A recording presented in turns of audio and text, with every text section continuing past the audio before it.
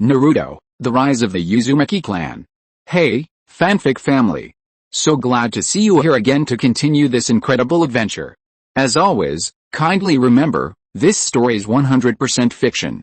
So don't go looking for dimensional portals in your closet. All rights to this fantastic novel belong to the original author. We're just your humble narrators of epic tales. Are you enjoying the fanfic? Show it by subscribing to our YouTube channel and dropping us a like. And if you're impatient for more exclusive content, our Patreon is your happy place. Chapter 101 is a bit late. Hokage-sama. The Anbu Jonin knelt on one knee and said, "The Uzumaki ninja have left." Hiruzen Sarutobi nodded slightly and said, "Has anything strange happened?" "No," the Anbu Jonin said, "but that Uzumaki-jun gave a child a scroll about chakra refining." "A child?" Hiruzen Sarutobi frowned and said, "Just a chakra refining scroll?" "Yes," the Anbu Jonin nodded and said, "He's an orphan from Konoha, and he trains in the back mountains every day. A very determined child." Then, Hiruzen Sarutobi frowned. Could it be that he gave the child a gift because he saw how hard he worked? Impossible. After all, that child is an orphan from Konoha. "Bring that child here," Hiruzen Sarutobi said, taking a drag of his cigarette. "Don't hurt him. Perhaps, he's just overthinking things, the land of whirlpools. This is the last batch." A whirlpool ninja respectfully looked at the Whirlpool Clan chief and said, "We've been busy with sea voyages for the past month, and now it's finally coming to an end. Thank you for your hard work." The Uzumaki Clan chief smiled as he accepted the documents, which contained information about the group of refugees. He asked, "Has Sun and the others returned?" "Lord Sun and Lord Ji haven't returned yet," the Uzumaki ninja replied respectfully. "But they should be back soon. I wonder what's going on in Konoha." The Uzumaki Clan chief frowned, thinking for a moment. "I hope nothing unexpected happens." "They won't. Lord Sun is so strong." "Haha. That's right." The Uzumaki Clan chief laughed loudly. "Soon, he's a cage. And he knows space-time ninjutsu. By the way, there are 13 ninjas in this group." The Uzumaki Clan chief flipped through the refugees' records, surprised. "I didn't expect there to be Jonin among them. Have you explained everything to them?" The Uzumaki Clan chief looked at the Uzumaki ninja seriously. "And have you sealed their chakra? This matter cannot be taken lightly. You must know that the land of whirlpools is very strict about the recruitment of ninjas, precisely to prevent unnecessary harm. They're all sealed." The Uzumaki ninja nodded seriously, saying, "We also explained the laws and regulations of the land of whirlpools to them, and they promised they wouldn't act recklessly." "That's good." The Uzumaki Clan chief nodded in satisfaction, saying, "After this is over, you can rest. Now, just a little more hard work." "Yes. Lord Kokuzu, the amount of money you gave me really isn't enough." Kato looked at the man sitting at his desk, chin in hand, reviewing documents, with a mournful expression, saying, "You know, even His Highness soon." All right.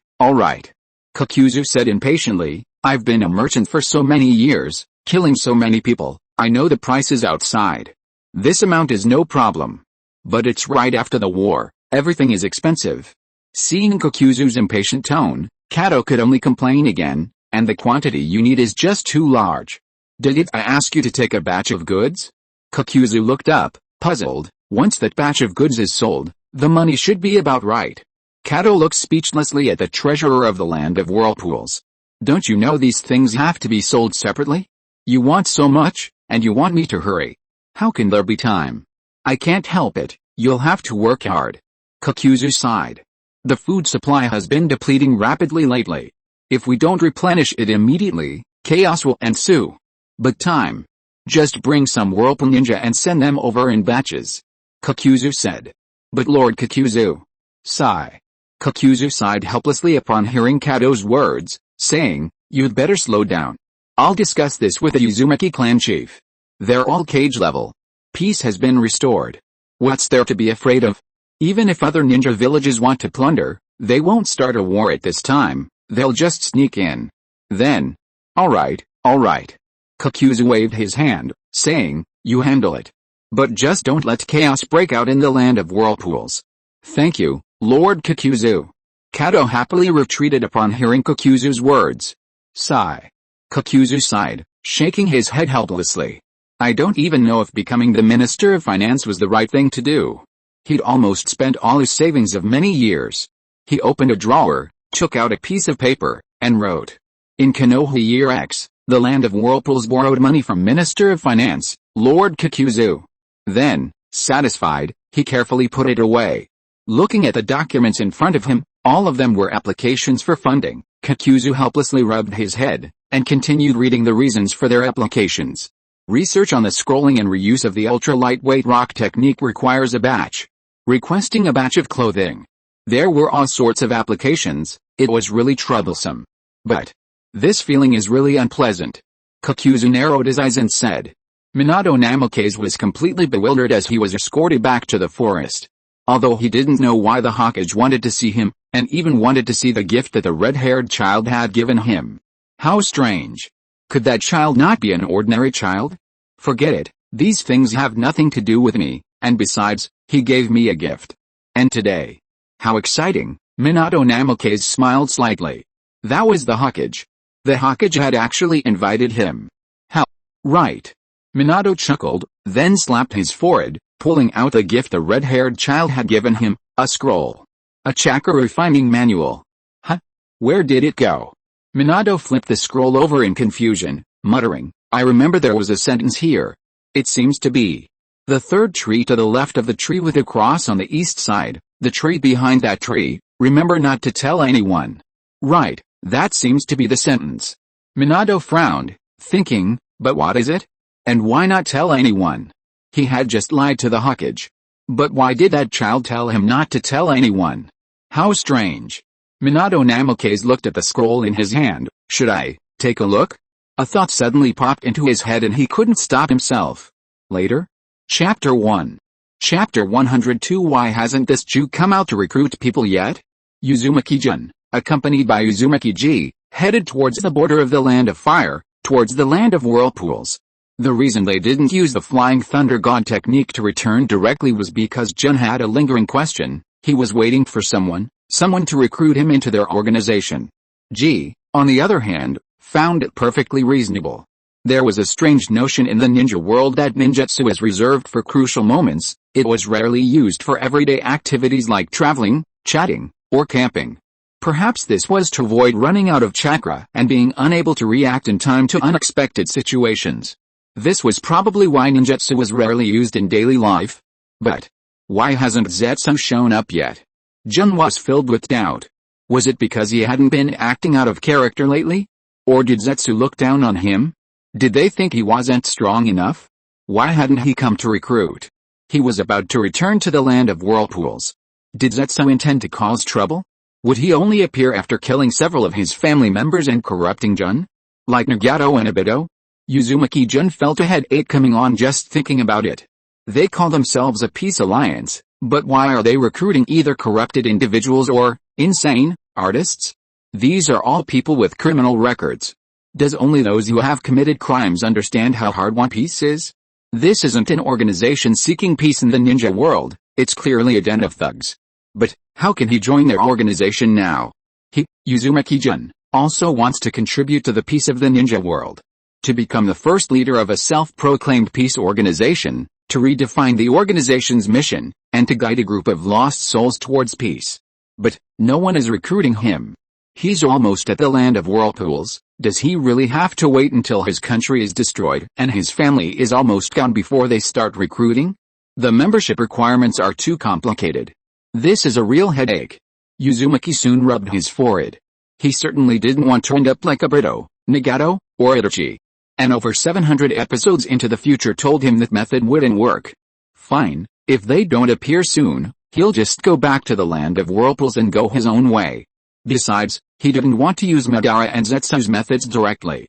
Directly stealing was too dangerous. Why not just focus on building a better ninja world, developing technology, promoting peace, and making ninjas and tailed beasts useless? Then they could just buy them from other ninja villages. Why stir up trouble behind the scenes? Uzumaki-sun just couldn't understand. Why did they portray themselves as the villains from the start when nobody knew what was going on?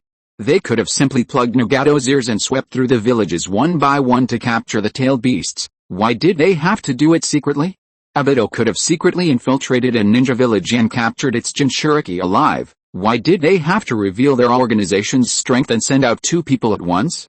So, Zetsu is completely brainless. The Akatsuki needs a new leader if it wants to grow. Lord Sun, is something the matter? Uzumaki Kai seemed to sense Sun's distress and asked curiously. Although he didn't know why Lord Sun seemed to have a special connection with that blonde child back in Konoha, as a ninja, he didn't ask. But this time, Lord Sun seemed very troubled. Sigh, I want to join the Shinobi World Peacekeeping Force, but I can't find anyone to recommend me, Sun sighed. Huh? Uzumaki Kai was even more confused by Lord Sun's words. He didn't understand. Oh, it's nothing. Uzumaki soon snapped out of his reverie and said with a smile, I'll be there soon. However, Uzumaki Sun's eyes suddenly narrowed, and he turned to look at Uzumaki Ji, saying, wait for me up ahead, I'll be there soon. Your Highness soon. Uzumaki Ji was about to refuse, knowing he had promised the clan leader that he wouldn't leave His Highness Sun's side no matter what, and seeing His Highness Sun's expression, he knew something was wrong. It's nothing, just ran into an acquaintance, Uzumaki Sun said with a smile, don't worry, I have space-time ninjutsu, there won't be any problems. But, Uzumaki Ji was about to refuse, but seeing His Highness Sun's resolute expression, he could only nod helplessly, yes. However, he turned and ran towards the border. Watching Uzumaki Ji's departing figure, Uzumaki Sun looked around and said calmly, come out. Finally, the recruitment had begun, the land of whirlpools. Everyone, hurry up. The daimyo, wearing a hat and holding a paper stick, looked at the workers laying bricks below and said, tomorrow's a day off, so don't slack off today. Daimyo, does what you said about having alcohol tonight count? A worker said cheerfully. We haven't had any alcohol in ages. Yet, an old man laying bricks nearby said cheerfully. Don't lie to us, daimyo. Of course, I'm the former daimyo of the land of whirlpools, and the father of the current daimyo. Uzumaki Kai said proudly. I've already applied for the alcohol. He pulled out a slip of paper from his pocket. See this? This is the approval slip. We'll go get it after we finish the work. Drink as much as you want. And call me supervisor. Uzumaki Kai shouted loudly. Yay. The whole scene erupted in cheers. Alright, get back to work. Uzumaki Kai said sternly. If you don't finish today's work, there won't be any drinks. Though he looked proud, he was inwardly sweating bullets. This drink, it cost him his own savings. Seriously. Did that new finance minister know he was Uzumaki Sun's father? He even refused his request for drinks, saying that drinking wasn't allowed during work. If he wanted to drink, he'd have to pay for it himself. Sigh, luckily the money was hidden secretly and Mealing didn't find it, otherwise it would have been terrible. Uzumaki Kai sighed inwardly, looking at the workers in front of him, and shouted, hurry up. This batch of houses is very important, and there are also Earth attribute ninjas. Remember to make sure the foundations are solid. Dazuna, keep a close eye on it, there can't be any mistakes. You bragged to me that you're a master builder. If there are any problems, I'll hold you accountable. I know, Manager Kyle, the young man said cheerfully, I guarantee there won't be any problems. By the way, Manager Kyle, what's the purpose of these houses? Dazuna asked curiously. They were originally just simple mud and wood houses, why are they suddenly building these 2-story cement houses? Chapter 2.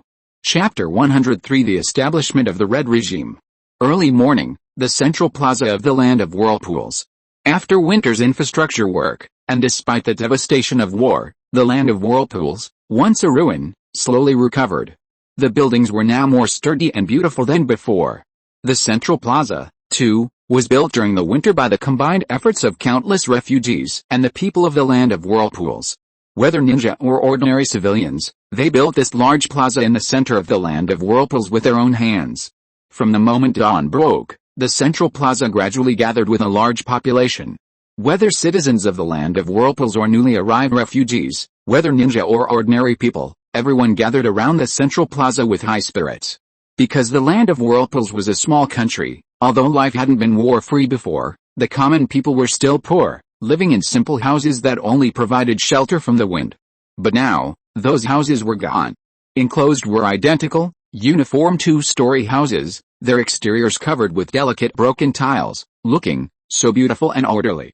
The once impassable muddy roads, now a network of thoroughfares, are now paved with asphalt, built by ninjas and ordinary people alike. All around, ordinary citizens and ninjas alike wear expressions of excitement, their eyes fixed on the center of the plaza, their eyes brimming with anticipation, excitement, and hope for the future. Today is an important day. The cold winter has passed, the thick snow has melted, and spring has quietly arrived today. Suddenly, the music of the Uzumaki clan's ritual resounds from the central plaza, solemn, stirring, and indomitable music echoes around the land of whirlpools. Everyone gradually calms down with the music, but their eyes remain fixed on the central plaza. Today is Land of Whirlpools, remembering the nation of the past. Uzumaki-jun, leading the Uzumaki clan and the Land of Whirlpools higher-ranking officials, stands in the center of the plaza, beginning his first speech to the surrounding populace. This is the second time he has stood before the entire nation. The first is the beginning of war. This speech signifies his formal assumption of power in the Land of Whirlpools, unlike before when it was merely nominal. Moreover, this speech was essential. The Land of Whirlpools needed unity, and its people needed to be reunited, which could only be achieved through continuous reforms and speeches. Back then, the Land of Whirlpools was in a period of war, its people in disarray, facing Kirigakure, one of the 5 great shinobi villages. The Land of Whirlpools was afraid of annihilation, afraid of being exiled to the shinobi world, afraid of unprovoked deaths. In this chaotic and terrifying moment, countless brave patriots stood up. Because they were fearless and selfless, and now, the Land of Whirlpools.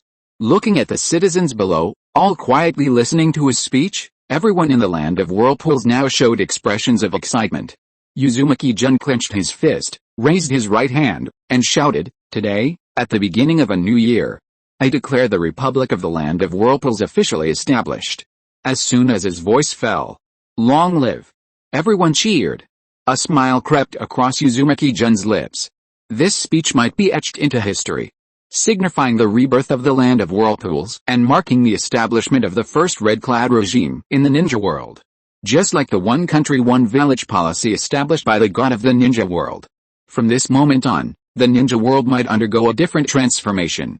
From this moment on, the masters of this country are no longer the daimyo, nor the clan leaders, but all the people present here. In the future, we will see you working hard and diligently, dedicating yourselves to all sectors of this country. In the future, we will see you tirelessly and conscientiously promoting the stable operation of this country. In the future, we will see you working diligently and painstakingly, dedicating yourselves to the forefront of this country. In the future, it is you, it is us, it is countless people of the Land of Whirlpools who will create the future of this country. Create hope. Uzumaki-jun seemed to sense something, roaring with all his might. Instantly, the entire central plaza seemed to tremble. Everyone, ordinary citizens and ninjas alike, roared in disbelief. Long live the Land of Whirlpools! Ah! Everyone cheered, everyone was excited. Did you see that? Did you see that? One of the red-haired little girls excitedly raised her little fist, looking at the other red-haired girl and the blonde girl beside her, saying, "So cool. So cool. Brother Sun is so cool." Yes. Uzumaki Kaora nodded, her face flushed. Although she was very excited, she still tugged at Uzumaki Kushina beside her and whispered, "Calm down. The children from the orphanage are watching us." Kushina chuckled, but still waved her little fist, saying, "Didn't you see? Everyone's excited, very excited." Yes. Uzumaki Kori and Yakashina now nodded slightly, but their eyes remained fixed on the figure in the central square, seemingly filled with light, even more magnificent, inspiring, even greater reverence. Uzumaki-jun looked down with satisfaction. It seemed everyone was very enthusiastic. He had researched a lot of materials and read many books on revolutionary ideology before writing this speech, and sighed inwardly, "I'll build a library and put all these ideological guides in it. It can't be wasted. The school exams must clearly state, this is a must. Your Highness-jun. Your Highness-jun. Your Highness-jun." Hearing the cheers below, Uzumaki-jun was also excited. It seemed he could gather more prestige this time and make another contribution to the nation's development. As the public's emotions gradually calmed down, Uzumaki-jun spoke again. "From this moment on, the Land of Whirlpools establishes a Ministry of Foreign Affairs, a Ministry of Science and Technology, a Ministry of Food, a Ministry of Land and Resources. Konoha. Hirozen, Are you sure you don't need to send a representative? Udating Kaharu looked at Sarutobi Hirozen, who was frowning and smoking his pipe beside her, and said, no matter what, Konoha and the Land of Whirlpools are allies on the surface. The Land of Whirlpools has re-established its government, so we should send a representative, both morally and logically. Sigh. Sarutobi Hirozen took a drag of his pipe and sighed, I've already sent Danzo. Send Danzo? Won't that cause problems? Midakato Hamura looked at his older brother with a pained expression and said, isn't this a bad idea? It's alright, I've already warned him not to cause trouble. Sarutobi Hirozen said wistfully. He didn't want to send Danzo either. But Danzo kept causing trouble, and he was helpless. The Senju were the same, it was just a matter of sending out a few people for interrogation. Why make things so tense? The team's too big, it's hard to manage. Teachers, what are you planning to do about the Senju clan? Kaharu Udatane put down the documents in her hand and looked at Hirozen Sarutobi with a serious expression. Recently, the Senju clan hasn't dared to leave the village freely. Sigh. Hirozen Sarutobi took a drag of his cigarette, looked at Kaharu Udatane, and said with an equally serious expression, that's Teacher's clan, I didn't intend to do anything. Chapter 1. Chapter 104. In the 28th year of Konoha's reign, a revolutionary storm that would sweep the ninja world was quietly forming in the Land of Whirlpools. However, few knew the impact this reform would have on the ninja world, because the policy of one village per country was established by the god of shinobi, ending the warring states period. Neither any ninja village nor any country believed that the Land of Whirlpool's lack of a ninja village would pose any threat. Ninjas were the mainstream of this world. Kirigakure. Mizukage's office. The Land of Whirlpools? The Mizukage frowned, looking at the report submitted by the ninja sent to observe the Land of Whirlpools. A red regime? What on earth was this? A country without a ninja village was basically easy prey. There were such countries in the ninja world, but they were generally. If that was the case, why did the Land of Whirlpools abandon Uzumaki? Were they planning to abandon their independent regime in order to seek Konoha's protection? Otherwise, closely monitor the movements of Konoha and Uzumaki. Mizuki Joy said, looking at the Anbu below. Report any developments immediately. Yes. No matter what. We absolutely cannot give Konoha the chance to grow stronger. Kirigakure must catch up. Opportunity. Mizuki Joy sighed. Where exactly is Kirigakure's chance to grow stronger? Because of the First World War, Kirigakure's finances are currently depleted. They have only just finished replenishing them, but to catch up with a victorious Konoha, it's still not enough. How is the Jinchuriki plan going? Joy asked, looking at the new Mizukage's assistant beside her. Jinchuriki are crucial to us. Without Jinchuriki, Kirigakure has even less chance of catching up. We've made some progress. The Mizukage's assistant said, frowning. But the sacrifices are really. Mizuki Joy waved her hand and said, these sacrifices are necessary. Let the sealing team continue. We must succeed no matter what. Peace won't last long, the Land of Whirlpools. After the speech, the citizens of the Land of Whirlpools excitedly threw themselves into production and construction. As for Uzumaki, establishing a royal merchant caravan for the Land of Whirlpools is a task that must be completed at present, Uzumaki said, looking at the surrounding high-ranking officials of the Land of Whirlpools. And now there's no need to sneak around anymore. He had already, truly stepped into the Kade realm. Whether it was chakra nature, ninjutsu, or taijutsu, Uzumaki could now say he was the strongest of this era. Of course, not including Madara, the hammer cage, who was as strong as a hammer dog. And Madara was now old. Yes. Gato nodded. As the Minister of Commerce, he was in charge of foreign trade, so this task was also his responsibility. Everything else is fine, but as for salt. Uzumaki thought for a moment and said, sell this technology. Someone in the ninja world would definitely discover the sea salt production method. This method couldn't be hidden for long. Since that was the case, it was better to sell it directly for money. Besides, the ordinary people of this era were too poor. Making money from them wouldn't be much. In that case, Kato frowned and thought for a moment, we can only sell to coastal countries. You decide. Uzumaki said, as long as we don't lose money. As for the Academy of Sciences, Elder, I'll leave that to you. No problem. The elder nodded. They had already been conducting this research, now it was just a formality. Not only in science and technology, but also in agricultural development. Let's see if we can produce a high-yield grain crops. The elder frowned, thinking. They had never done this before. They had no idea how to proceed. Sigh. Seeing the elder's expression, Uzumaki soon sighed inwardly. Biological talent. The land of whirlpools is lacking in all kinds of talent. I wonder if Haruko has defected? I didn't see the Sanin or Haruko when I went to Konoha last time. If he has defected, perhaps the land of whirlpools will have truly skilled technical personnel. Let's try it first, and if it doesn't work, we'll think of something else, said Uzumaki soon. With the population increasing, land and food are crucial. Right now, all they can do is exchange for some farming techniques, such as paddy fields, composting, and deep planting. As for Kokuzu, recently the domestic funds. Kokuzu rolled his eyes when asked, and said helplessly, are almost empty. Even my personal savings are empty. How? Uzumaki soon chuckled awkwardly. Of course, he knew what was going on, and quickly turned to look at Kato.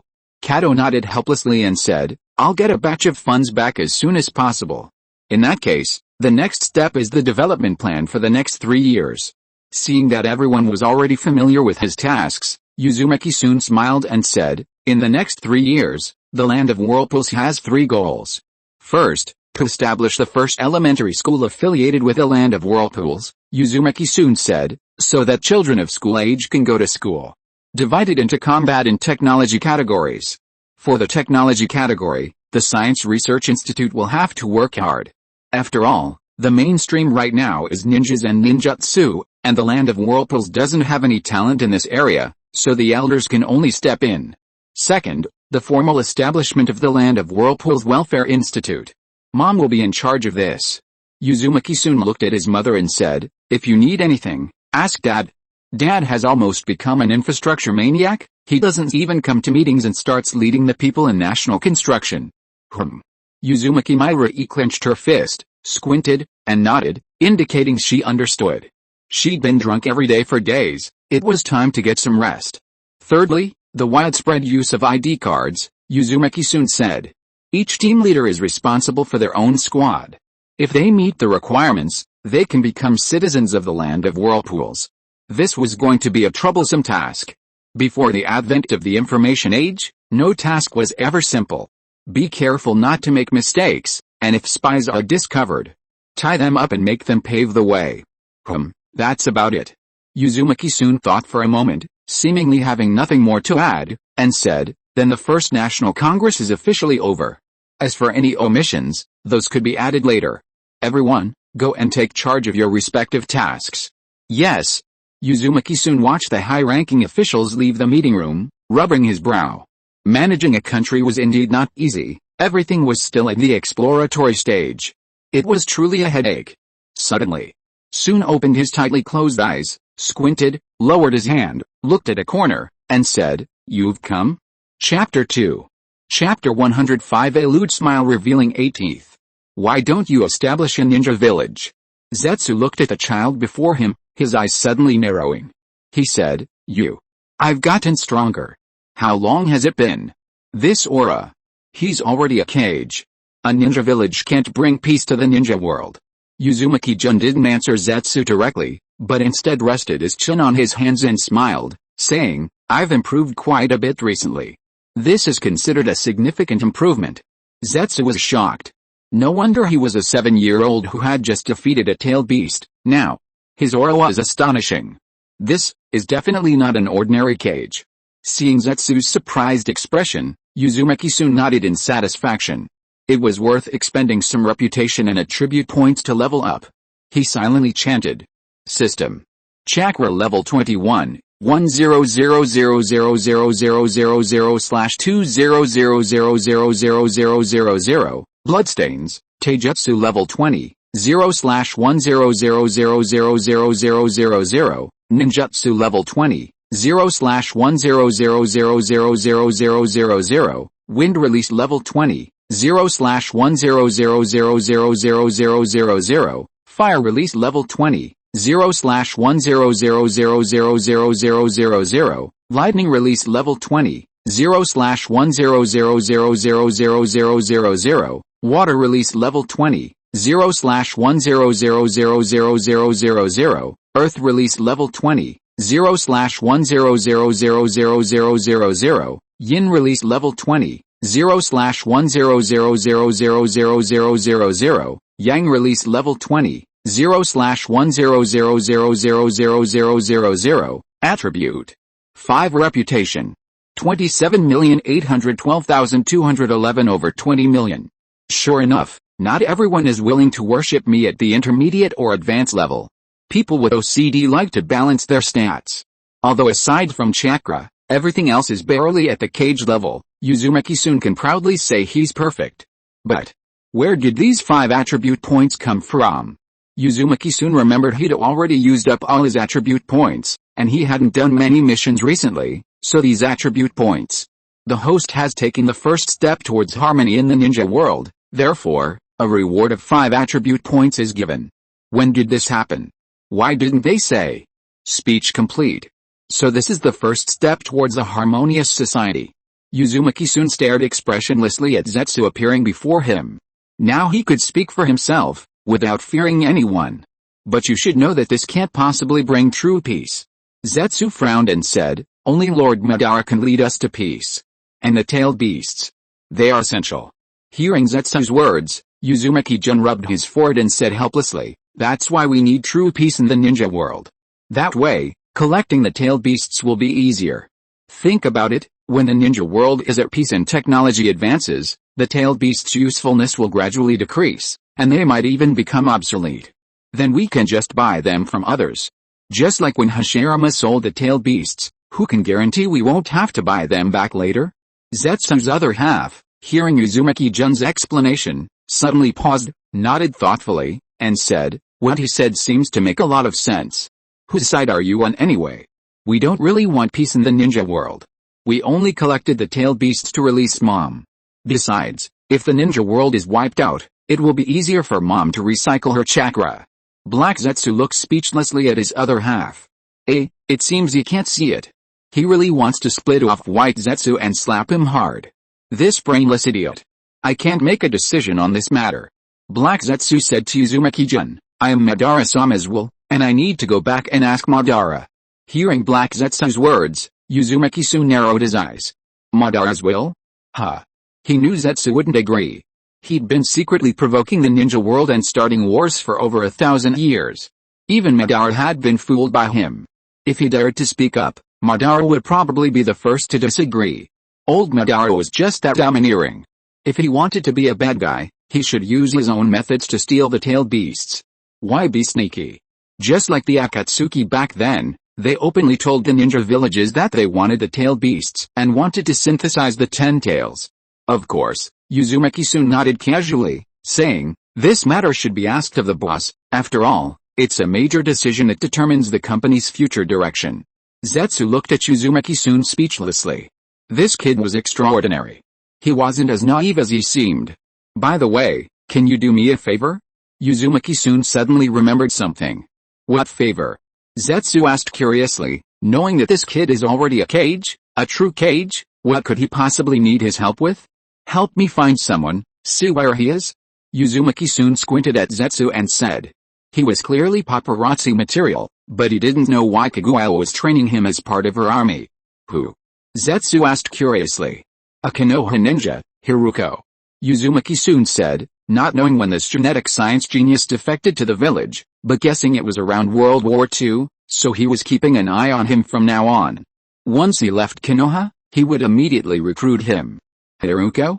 Black Zetsu frowned and muttered, this name. Never heard of him. White Zetsu interjected, looks like he's an ordinary person, or a genius? In some ways he is indeed a genius. A genius in science and technology. With a weak body, he actually sucked the blood of 4 people. If you said he wasn't a genetic genius, Uzumaki-san wouldn't believe it. Okay. Zetsu nodded. In that case, we'll... Wait a minute, we haven't finished yet. Just as Zetsu was about to use Earth Release to leave, Uzumaki-jun spoke again. Help me check who the spies are in the land of whirlpools. Zetsu stopped sinking, nodded helplessly, and said, okay, if there's nothing else, we'll... Don't rush, there's still something to do. Uzumaki-jun squinted at White Zetsu and said, "What's the rush? Aren't you going to stay for a meal? Just say what you need to say." Black Zetsu said speechlessly, "Lord Madara is still waiting. I just want White Zetsu to help me plant a few trees." Uzumaki soon said with a smile. He remembered that White Zetsu also knew wood release. Because of the massive infrastructure project, a large number of trees had been cut down, and even the landscaping in the neighborhood wasn't finished yet. He wondered if his Rasengan could turn White Zetsu into a tree? Or... Uzumaki soon gave White Zetsu a malicious look. White Zetsu suddenly shivered. He felt a bad sensation. "What's wrong?" Black Zetsu asked, frowning. "A sudden shiver, so disgusting." "And did you hear what Soon said?" "I might have caught a cold," White Zetsu said. "I feel a bit cold." Planting trees. White Zetsu naturally disagreed. How could ninjutsu be used for such things? "But give me the land where trees need to be planted later," White Zetsu said helplessly. "It's best not to provoke Uzumaki-sun right now. This monster is already a cage-level ninja, and his aura is definitely not that of an ordinary ninja. We can't possibly beat him. If we provoke him, we might end up being locked up here planting trees, but it's just a matter of a clone. Since that's the case, then we'll be going." Zetsu saw that everything should be alright and planned to sink back down to discuss things with Lord Madara. Besides, this kid is already a cage-level ninja. Who knows, he might become like the god of shinobi in a while. He should ask Lord Madara what to do. Oh, right. Suddenly, Uzumaki-sun seemed to have thought of something again. Looking at Zetsu, who had stopped sinking, he said, "If you want to hide in your sleeves in the future, you can change your expression. That eight-toothed expression is too lewd. A funny one might attract some fans. A black face with only teeth and eyeballs is just too lewd." Huh? Chapter 1. Chapter 106. The Land of Whirlpools. After the morning speech, both citizens of the Land of Whirlpools and ordinary people who hadn't joined the Land of Whirlpools excitedly went to their assigned posts. "Hey," Shangji called out loudly, puffing on his pipe, looking at Hei who was planting rice seedlings not far away. "Come here for a second." Uncle G, Hei heard someone call him, stood up, and turned around in confusion. Seeing it was Uncle G, a smile immediately spread across his face as he walked over. "What brings you here today?" They had both been very busy since the massive infrastructure project began, and hadn't seen each other for a long time. He'd heard that Uncle G had been promoted again. "It's certainly good news to come see you." And Shangji smiled and said, "The team leader just came down to inform us that we can officially settle in the Land of Whirlpools, so I came to find you." "And you? Not going to work? Staying home to farm?" "How could I?" Ping smiled and said, "I work the night shift. I'll go to work in the afternoon." "Oh, I see." And Shangji nodded and said, "I remember you two don't seem to have gotten your ID cards yet." "That's right," Ping said excitedly. "You mean this time?" "Yes." And Shangji smiled and said, "Today is an important day. The requirements have been lowered, so I came to tell you." Thank you, Uncle G." Ping grinned foolishly upon hearing the news and said, "Stay for lunch?" No. And Shangji waved his hand and said, "I still need to inform others. I don't have time." Looking at the houses next to him, "Your houses? You've bought houses? That's great." "Of course," Ping said excitedly, puffing out his chest. "I heard it was designed by His Highness Soon, so it's definitely excellent. As for buying..." Ping scratched his head sheepishly and said, "There are still 7 installments left to pay off the loan." "What are you embarrassed about?" And Shangji smiled and said, "Being able to buy a house on your own is a skill, and it's only 7 installments.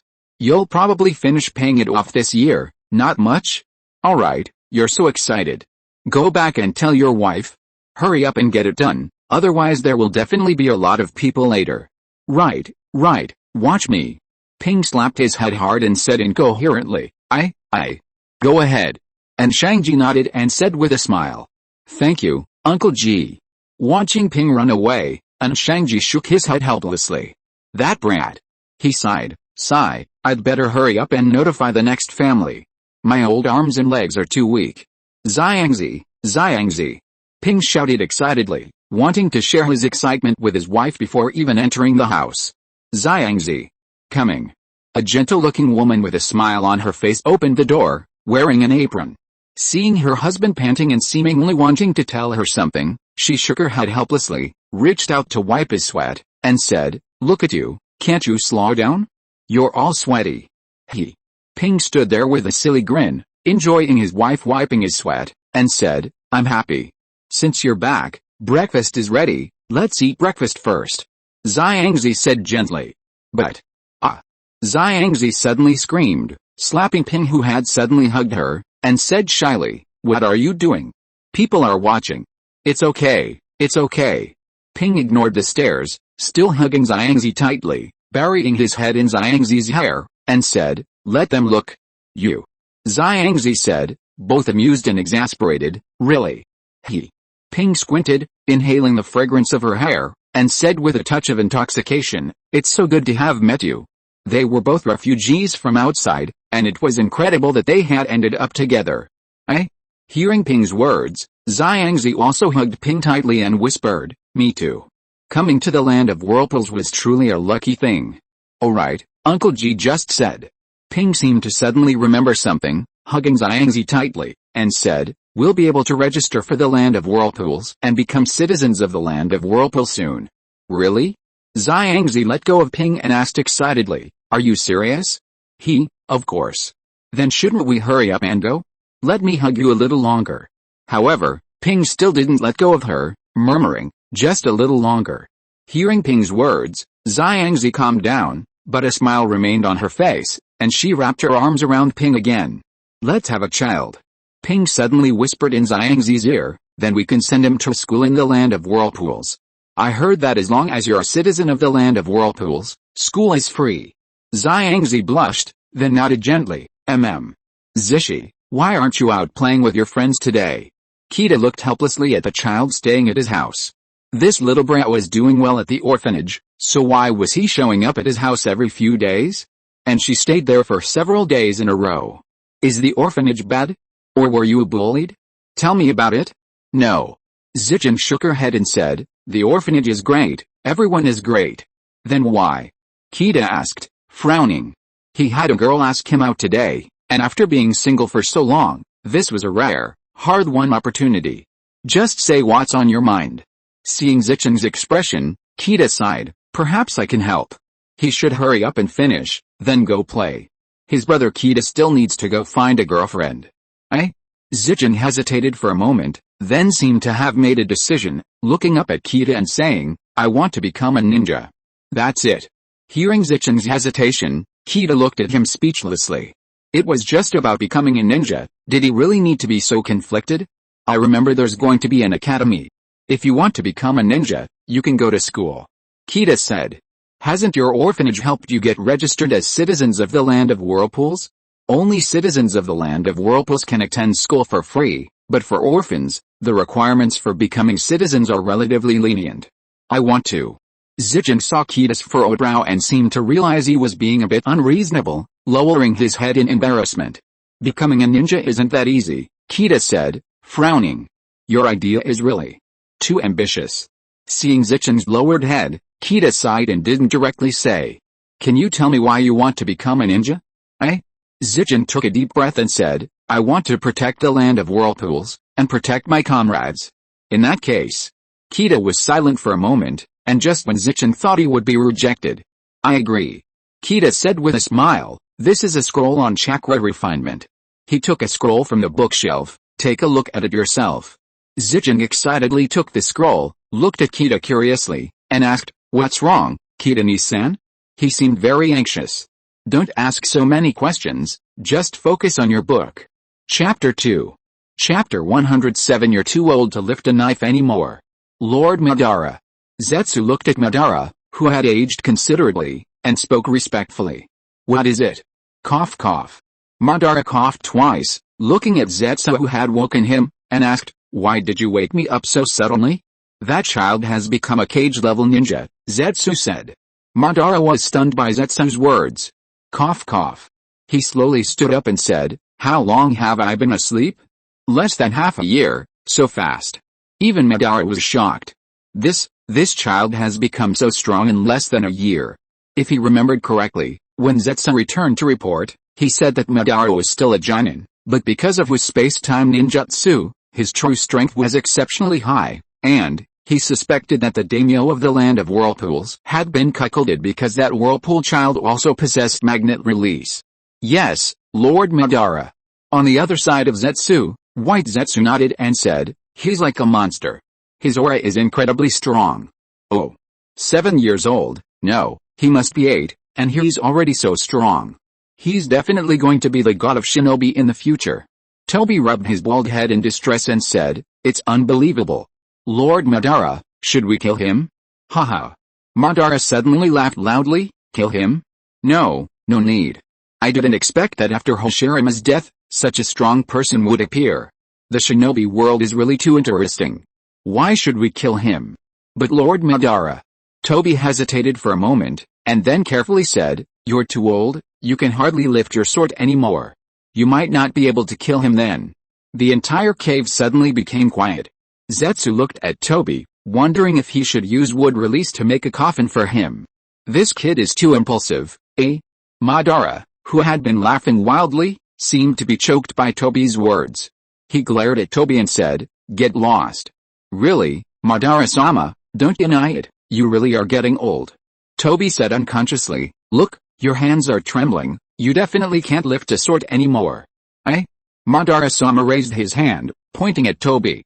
He suddenly wanted to use the great fireball technique to burn this spiral-faced man to ashes, but remembering that they were his will-bodied beings, he immediately told himself to calm down, The peace of the ninja world still needed their cooperation.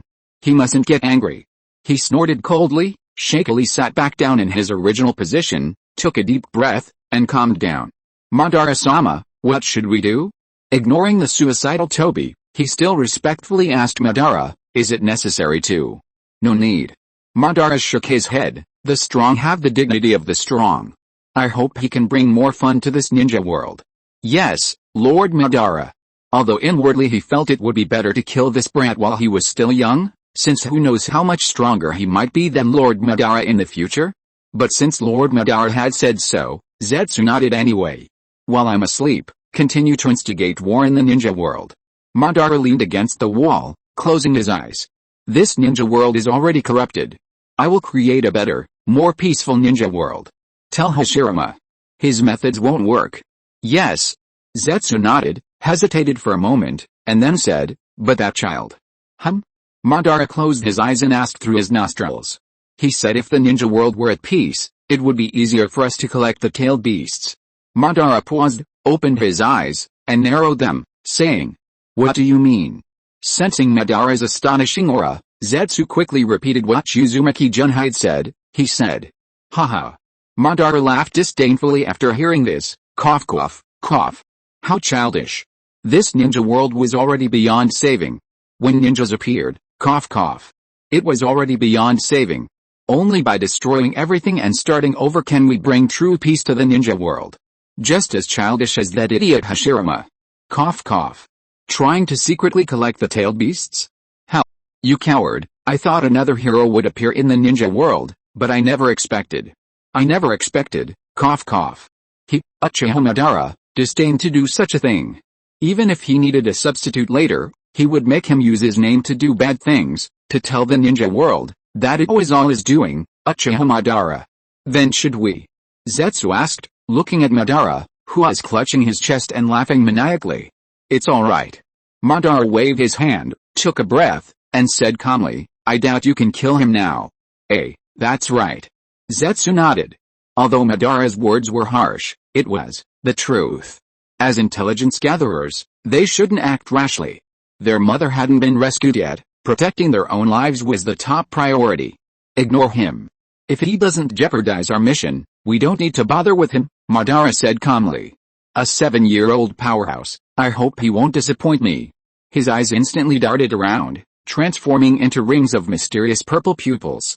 Rinnegan. Go down. Madara closed his eyes again. He was old, even opening his eyes was difficult. He said wearily, remember our mission. I hope that after Hashirama's passing, this ninja world can still have some fun. Yes. Zetsu nodded, slowly sinking to the ground to continue his mission. I told you, Lord Madara is old. Toby glanced regretfully at Zetsu who was leaving and muttered, He's so old but he still won't admit he's old. Look, he gets tired after just a few words. However, fire release, great fireball technique. White Zetsu heard the loud noise behind him, shook his head, and said, "Hey, what happened? How come there was an explosion right after they left?" Great fireball technique. Black Zetsu said calmly, "What should we do now? It's probably just that Toby courting death." White Zetsu thought for a moment, and finally sighed, "Let's go check out Konoha first. And finish that brat's mission. Oh, right, you also have to help him with landscaping in the land of whirlpools." Black Zetsu was stunned for a moment, then nodded. "It's alright, we can just send a clone over when the time comes." What a despicable brat. The land of whirlpools. Nothing should have happened lately, right? Uzumaki-jun asked the whirlpool ninja beside him, hands behind his back. "If you discover anything, report it immediately. The spies in the land of whirlpools haven't been dealt with yet. If someone stirs up trouble now, it'll be a problem." "Everything is still stable," Uzumaki Hibiki said, flipping through her memo. "Everyone's morale is quite high. They're all actively participating in the construction of the land of whirlpools." Uzumaki-jun nodded. It seems your speech last time wasn't a waste. After returning to the land of whirlpools, Uzumaki Hibiki once again followed him to act as his secretary. Sigh, it's a bit of a shame the secretary isn't a beauty. As for Kai, he was sent out to train ninjas with Koki. After all, the land of whirlpools only has the strongest right now, and he, Uzumaki-jun. However, the number of ninjas is still quite small compared to the 5 great ninja villages. I'll write out the military code of conduct later. It's just that the ninjas of this world are too mobile. Unless it's a large-scale war, they might not be very useful. For now, I can only divide them into smaller units. The Navy and Army are essential, and then there are smaller combat units like special operations teams. No matter what, I must cultivate their military spirit. A new spirit of protecting the country and safeguarding the people. Walking on the newly built commercial street of the land of whirlpools, looking at the still somewhat desolate commercial street, there are currently no merchants living in the land of whirlpools. This is really a headache. Chapter 1. Chapter 180, The Dark Ninja, has been silently protecting Konoha. The land of whirlpools wanted to attract outside merchants, but only when its people became wealthy and their living standards improved. Moreover, they needed their own unique specialties and products, otherwise, others would profit from it, and the land of whirlpools market wouldn't circulate, a very dangerous situation. Therefore, he directly abolished the communal dining system and replaced it with wages, filling the pockets of both citizens and refugees so they could afford to spend. However, taxes were separate for citizens and refugees. The emphasis had to be on showcasing the happiness of the land of whirlpool citizens. However, currently, vegetables, rice, meat, and other grains were all imported, as the land of whirlpool's agriculture was only just beginning. Sigh. If only there were specially raised ninjas. Uzumaki-jun sighed. Grain, no matter what, was best controlled during wartime. Meat, becoming a ninja, even training, required a large amount of grain, especially meat, which was extremely useful, not only improving physical health but also restoring chakra. Did Ichi Tsunade activate the yin seal, become an old woman from overexertion, and recover after a hearty meal? That's why food is so important in the ninja world. I wonder how the Kamasumi clan is doing now? Perhaps these beekeepers have some involvement in other livestock farming? Why haven't they come to find me yet? Uzumaki soon muttered. Could it be because he saved those Kamasumi ninja, and the strong members of Kamasumi didn't all die, making the Tsuchikage hesitant to act rashly? Or is it because the Kamasumi clan is also a stubborn family, preferring death to leaving the village? This is troublesome. This time, have Gato bring in a batch of livestock, whether it's cows, pigs, chickens, ducks, or anything like that. Uzumaki soon thought for a moment and said to Uzumaki Hibiki beside him. Yes. Uzumaki Hibiki nodded, then added it to her memo. Now, I can only exchange for some animal husbandry books later, like practical pig farming techniques, efficient pig farming series, and a complete guide to cattle farming techniques, etc., and let the people below explore them. Maybe some genius will eventually raise a summoning beast from pigs? Just like the Inuzuka clan of Konoha, maybe they used to raise dogs, and, well, they still raise dogs now. You know, Tsunade's Taunton is quite smart, who knows, maybe the land of whirlpools will produce an Inuzuka clan in the future? How much reputation do the animal husbandry books cost? Uzumaki soon asked inwardly. A complete set, including cattle, pigs, dogs, cats, chickens, ducks, the animal husbandry of all creatures on Earth, 10 million reputation points in total. How expensive is that? Uzumaki soon was shocked. After all, there are quite a few books. What if I want 10 of each kind? They're all different. 1 million reputation points. Not bad, this price is still acceptable. Uzumaki soon nodded and said, then exchange 10 of each kind. Host, please choose. First, choose 10 books on cattle farming. Uzumaki soon looked at the nearly 1,000 books that appeared before him and immediately felt dizzy. This was just the cattle farming books. No wonder they were all so expensive, they probably added up to hundreds of thousands, even millions of copies. Just the top 10 best-selling books on Teobeo will do, Uzumaki soon replied, closing the page with a headache. Okay. Uzumaki soon walked towards a noodle shop. Welcome. The owner, who was preparing noodles, was overjoyed to see him. Your Highness soon. Uzumaki soon smiled and nodded, asking, a bowl of clear broth noodles, please. Alright. Your Highness, please wait a moment. Seeing his idol, the owner was immediately excited and quickly began kneading the flour, preparing to make the best noodles. How's business lately? Uzumaki soon looked around the noodle shop. It wasn't big, but it was exceptionally clean. Very good, the owner grinned. The Uzumaki Ninja Ramen shop has made a name for itself. Many people come to eat after get off work, especially the noodle dishes His Highness soon taught me. That's fantastic. Uzumaki soon nodded in agreement. It seemed that Earth's noodle flavors were quite suitable for the ninja world. He smiled and asked, and you? How are you? Do you like it? This middle-aged man was a ninja from the Uzumaki clan, though only a chunin. However, he lost his right leg in the war and was no longer suitable to be a ninja. So, when Uzumaki soon saw the commercial street was deserted, he had him open a noodle shop to see how Earth's noodles would fare in the ninja world and whether they could cater to the public's taste. Now his right leg is a prosthetic made later. Me? The shopkeeper grinned and said, great. You're happy every day. If. Uzumaki soon thought for a moment. He knew that this war had prevented many from becoming ninjas again, especially some Jinin and Chunin, so their unemployment was also an important matter. Dad? Suddenly, a clear voice came from inside the ramen shop. It was a boy. Uzumaki soon watched as a red-haired boy, about 5 years old, walked out. Dad, I want ramen. The little boy rubbed his eyes, saying sleepily. Alright, I'll make it for you later. The shopkeeper smiled gently at his child. Look, even His Highness soon comes to eat our ramen. Our ramen is this.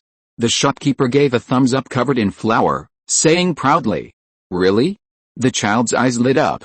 Looking at the equally red-haired boy eating noodles, he excitedly exclaimed, Prince Soon. Hello. Uzumaki soon smiled and nodded. It seemed he was quite happy being the boss. Seeing the 5-year-old boy looking at his father with admiration, a satisfied smile appeared on Uzumaki soon's face. This wasn't bad. He had originally planned to ask if the boy would like to teach at the school, but now it seemed unnecessary. Alright, clear broth ramen. The owner brought out a large bowl of ramen with plenty of ingredients and called out, please enjoy. It looks delicious. Uzumaki soon smiled, looking at the ramen in front of him, and said, then I won't be polite. Slurp. Uzumaki soon's eyes lit up. Perhaps because of the different living environment, the food in the ninja world was much tastier than on Earth, whether it was rice or meat. Delicious. Uzumaki soon looked up at the father and son, the shopkeeper, who were looking at him expectantly. He nodded and said, very impressive, boss. Hearing Uzumaki soon's praise, the shopkeeper chuckled and scratched the back of his head. Dad, I want some too, I want some too. Seeing how much his son was enjoying the food, the child swallowed hard and eagerly tugged at his father. Okay, no problem. Watch Dad make you the best ramen in the ninja world. Yay. Lord Danzo. A masked Jonin looked at the one-eyed middle-aged man in a green vest and said respectfully. Isn't that brat doing anything else? Danzo looked at the Jonin and asked with a frown. He had seen yesterday's speech, and this brat was truly enviable. So many people in the land of whirlpools trusted him. If he had such prestige back then, he would have been a cage. But a child is still just a child. Danzo scoffed. Did this brat think that by not establishing a ninja village, no one would attack the land of whirlpools? Without matching military strength, the land of whirlpools was an even more tempting prize. But what exactly is he trying to do? Danzo was utterly perplexed. What was the purpose of this brat raising the status of commoners while lowering the status of ninjas? Didn't he know that this world was ultimately ruled by ninjas? Lord Danzo, we just received orders from the Hokage to return to the village immediately, the Jonin said. How? Danzo shook his head and said, it's not the right time yet. Tell Hiruzen we'll be back in a while. He needed to find out what the land of whirlpools was up to. He, the Dark One of Konoha, was a hero protecting Konoha from the shadows. He absolutely could not allow Konoha to face any danger. Yes. The land of whirlpools, a 7-year-old cage. Danzo murmured, how enviable. Recently, my editor has really given me a lot of recommendations, haha. I've written so many books, and I've never had such good fortune. I'm so happy. It's really exciting. Thank you all for your support. If you are listening to this novel on a channel other than Fanfic World, it means it was downloaded and re-uploaded without effort. We warmly invite you to visit our channel, Fanfic World. There you will find the original version of this story and many other novels of various genres. We look forward to seeing you dive into a world of incredible novels. Chapter 109 Huazeife? First, let's talk about who Tobi is. Tobi is a special individual among the White Zetsu, possessing his own thoughts. He's an optimistic and cheerful White Zetsu, also known as the Whirlpool White Zetsu. I remember watching Naruto, when Obito was crushed by a rock and partially paralyzed, when he was cut vertically, not horizontally, he thought he was done for and quickly had Kakashi inherit his Sharingan and, a girl. But it turned out to be a conspiracy. He was saved by Zetsu, Madara, and Tobi. Then, when he was feeling down, Tobi did some mental work, comforted him, and introduced himself. He doesn't need to eat or poop, is cheap, smarter and stronger than Obito. While comforting him, he accidentally let slip that Kakashi and his girl were in danger and Kirigakure. Obito, upon hearing this, thought, holy crap. He wasn't dead yet, so Kakashi could inherit his Sharingan, but absolutely not his sister's. So, Obito planned to descend from the sky, clad in golden armor and riding a rainbow cloud to save his sister, and incidentally Kakashi as well. However, he didn't expect his other half to be made of dough, unable to break rocks. Tobi saw this and immediately jumped out, saying, let me break the rules, defy the organization's requirements, to help you. Then, he made Obito spend money, acting as a skin for Obito, making him stronger. And that's how the one-eyed Tobi was born. Finally, as you all know, Obito saw his sister die at the hands of his best friend and turned evil, thus the ruthless Obito was born. Masashi Kishimoto once said that Obito had a dual personality, one was a goofy one. I think this should be Obito's original personality. After all, he's called the original unconventional ninja, and the other was ruthless, the evil Obito. Because the acting was so convincing, some people confused Tobi with Obito. Actually, Tobi did appear during the Fourth Shinobi World War. At that time, Obito had a new look, becoming stronger and more handsome, while Tobi went to cause trouble with the White Zetsu army. Unexpectedly, he died. The manga seems to show a scene of Tobi breaking down and disintegrating. As for wood release, White Zetsu is created by Madara from the Gato Mazo using Hashirame's friend's cells, so he could use wood release at that time, but it was rather weak, only good for landscaping and making potted plants. However, when he merged with Yamato, he could use the true several thousand hands. Black Zetsu, on the other hand, was created by Madara using yin-yang release, his own will, used to monitor Obito. Everyone knows who Black Zetsu is, the most filial son in the shinobi world. So Black Zetsu hadn't appeared yet at this time, it was just a plot device, so it was introduced early. That's why. The importance of spending money on skins. How can you become stronger without changing your skin? Why is Naruto so strong? It's all because his rich dad bought him those skins. He changes them so often. Finally, let's analyze. Initially, Tobi was Fei, a friendly, goofy White Zetsu individual.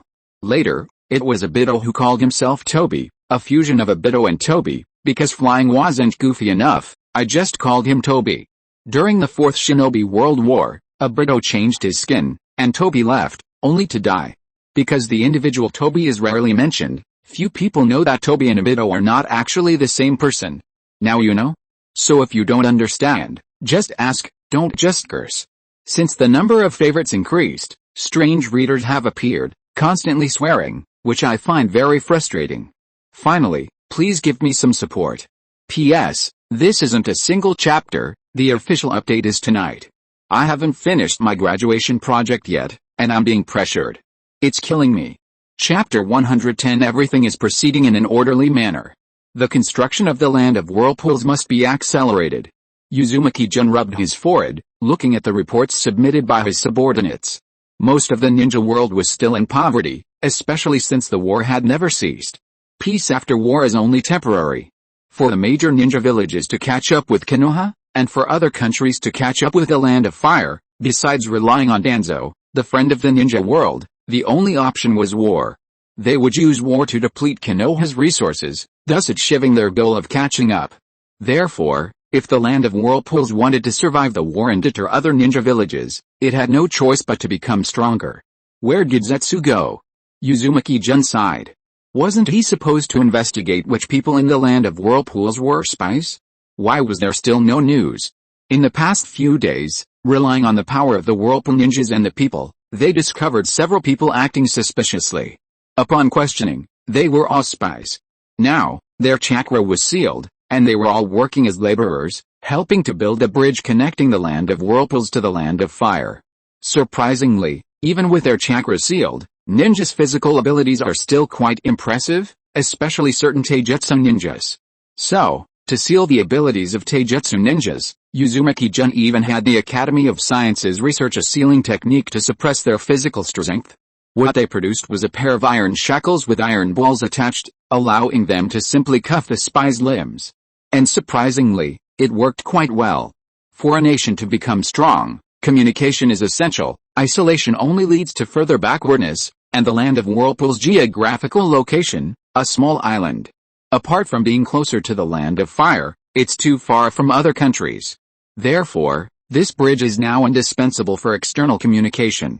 Perhaps it's fine for ninjas, but for ordinary people, it's troublesome.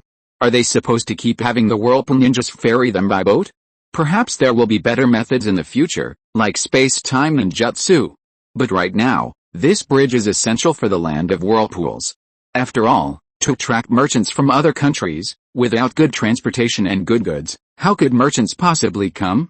The nationwide surveillance project must also be put on the agenda. Uzumaki soon murmured.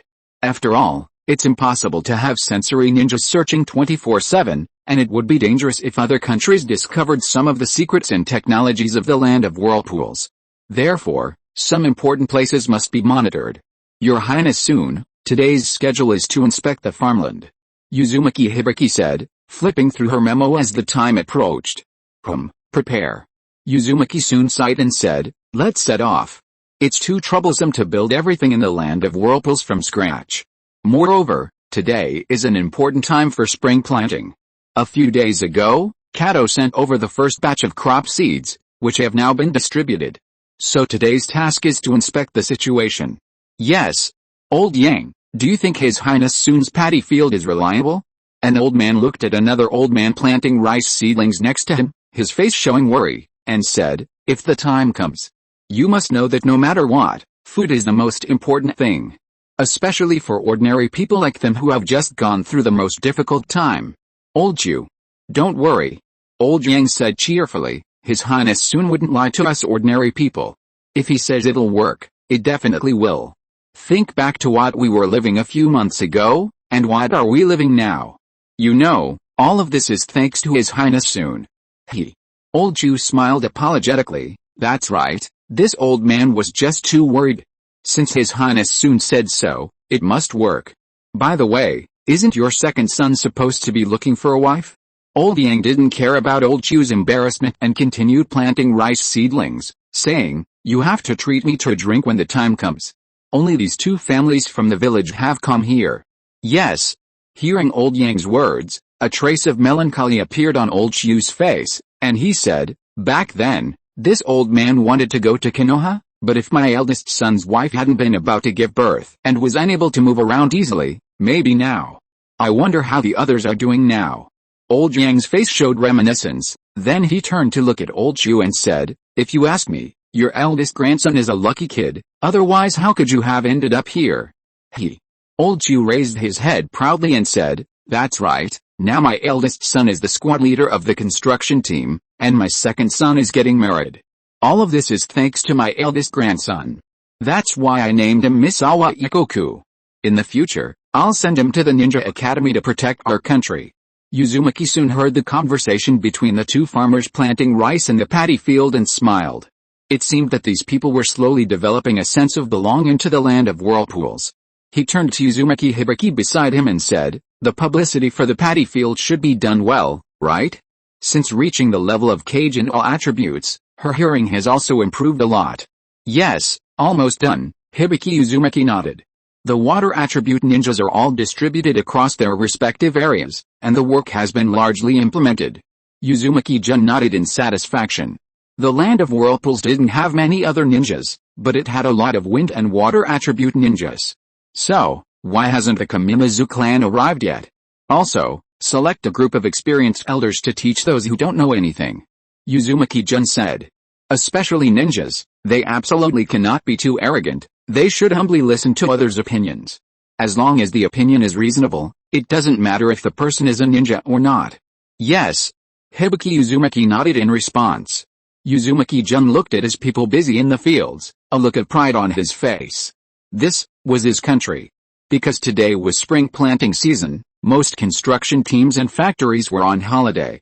So there were still quite a few people in the fields, men, women, and children. You could see them all, even entire families, and everyone's faces were filled with hopeful smiles. Everything in the land of whirlpools is slowly moving in a positive direction. What about those newly joined ninjas? Uzumaki-jun asked, looking at Uzumaki Hibiki beside him. He knew that dozens of the recruited ninjas were indeed ninjas. Hopefully, they haven't caused any trouble. No problems at all. Hibiki Uzumaki looked around, pointed in the opposite direction, and said, that's Tsushijima-tai, a tuning with fire release and earth release. Jun Uzumaki looked in the direction Hibiki Uzumaki pointed and saw a middle-aged man, about 40 years old, looking annoyed, seemingly talking to a kid beside him. He walked over curiously. You brat, aren't you annoying? I'm a famous ninja. Ushijima-tai said impatiently, watch out, I'll kill you. Uncle, stop pretending. The kid pouted disdainfully, I don't believe you're a ninja. You can't even use ninjutsu, how can you be a ninja? You're definitely lying, and I. The kid raised his little head, I'm going to go to the Ninja Academy and become a real ninja to protect the land of whirlpools. Kid, I already told you my chakra is just sealed, otherwise I would definitely show you what ninjutsu is. Ushijima-tai said angrily while planting rice, your grandpa is a very famous ninja outside.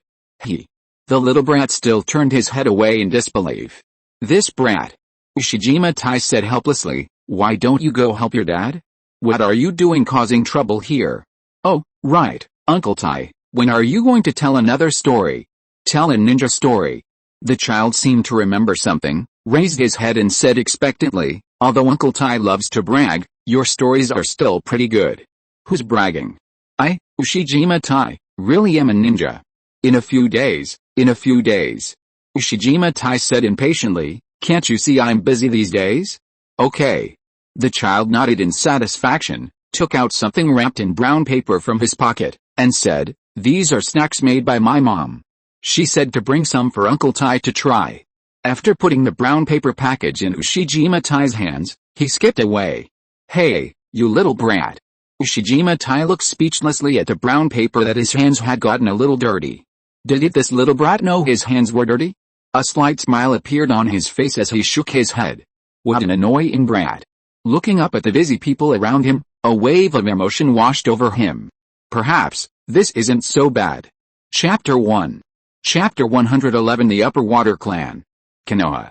What exactly does Danzo want to do? Hirozen Sarutobi, puffing on his pipe, frowned as he looked at the message Danzo had sent back. The coronation ceremony was already over.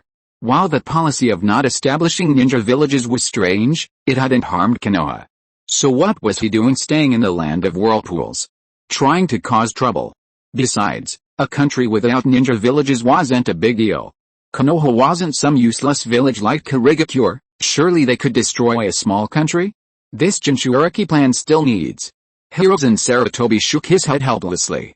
Was this something he, as the village chief, could handle? He was a great man, a beacon of light, a shadow bringing hope to the village. He absolutely couldn't be tainted in any way. If Danzo wouldn't take the lead the Jinchuriki clan, then who could? This was a major event for Konoha right now. And the Senju clan. Did he even want the village to continue developing peacefully? Someone come here. Hiruzen Sarutobi put down his pipe and shouted. Hokage-sama. An Anbu suddenly appeared in the Hokage's office and said respectfully. Order Danzo to come back immediately and stop causing trouble outside. Hiruzen Sarutobi said calmly, without expression. Yes, Hokage-sama. The Anbu ninja replied and immediately disappeared. Sigh.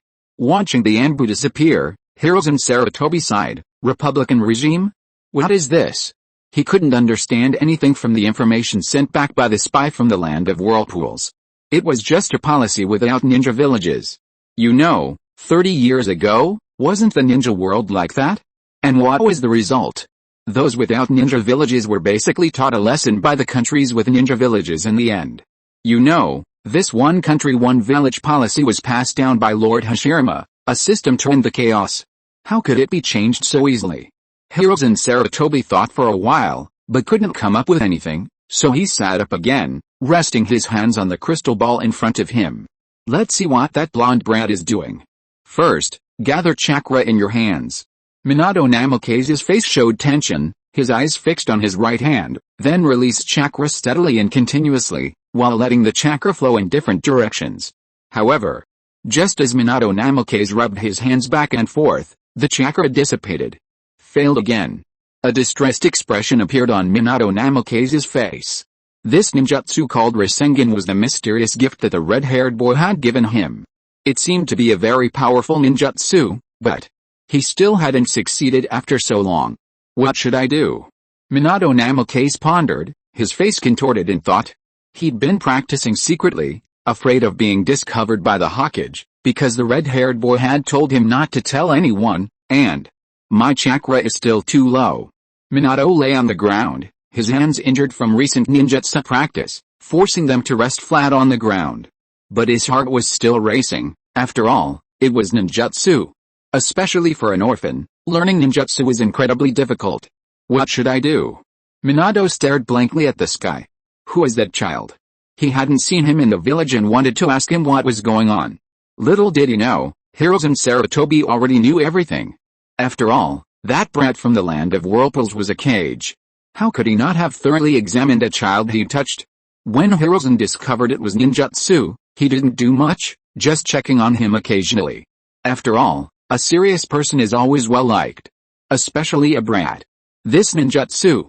Hiruzen Sarutobi frowned, looking at the ninjutsu Minato Namake had been practicing recently, but he couldn't figure it out because Minato had never succeeded even once.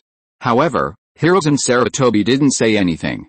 The ninja world placed great importance on the inheritance of a sect, especially since this was a gift from another child to Minato.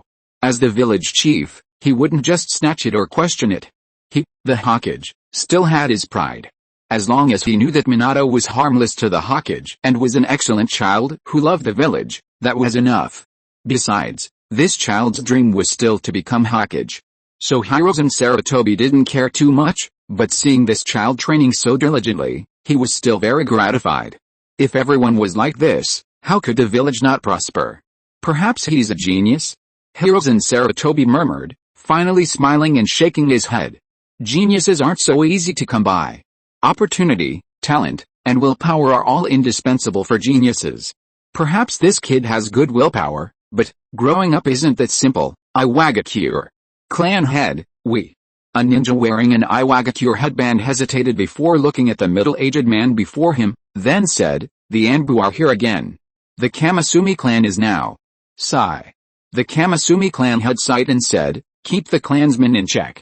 Don't let them go out for a while. Yes. The Kamasumi ninja replied. Iwagakure. How? The Kamasumi clan head looked at his headband in confusion, realizing that the brat was right. The Kamasumi clan is having a hard time in Iwagakure. Now, all the clans, because of their higher-ups, are ignoring the Kamasumi clan's current situation, and even trying to suppress them. especially the third Hokage. How laughable.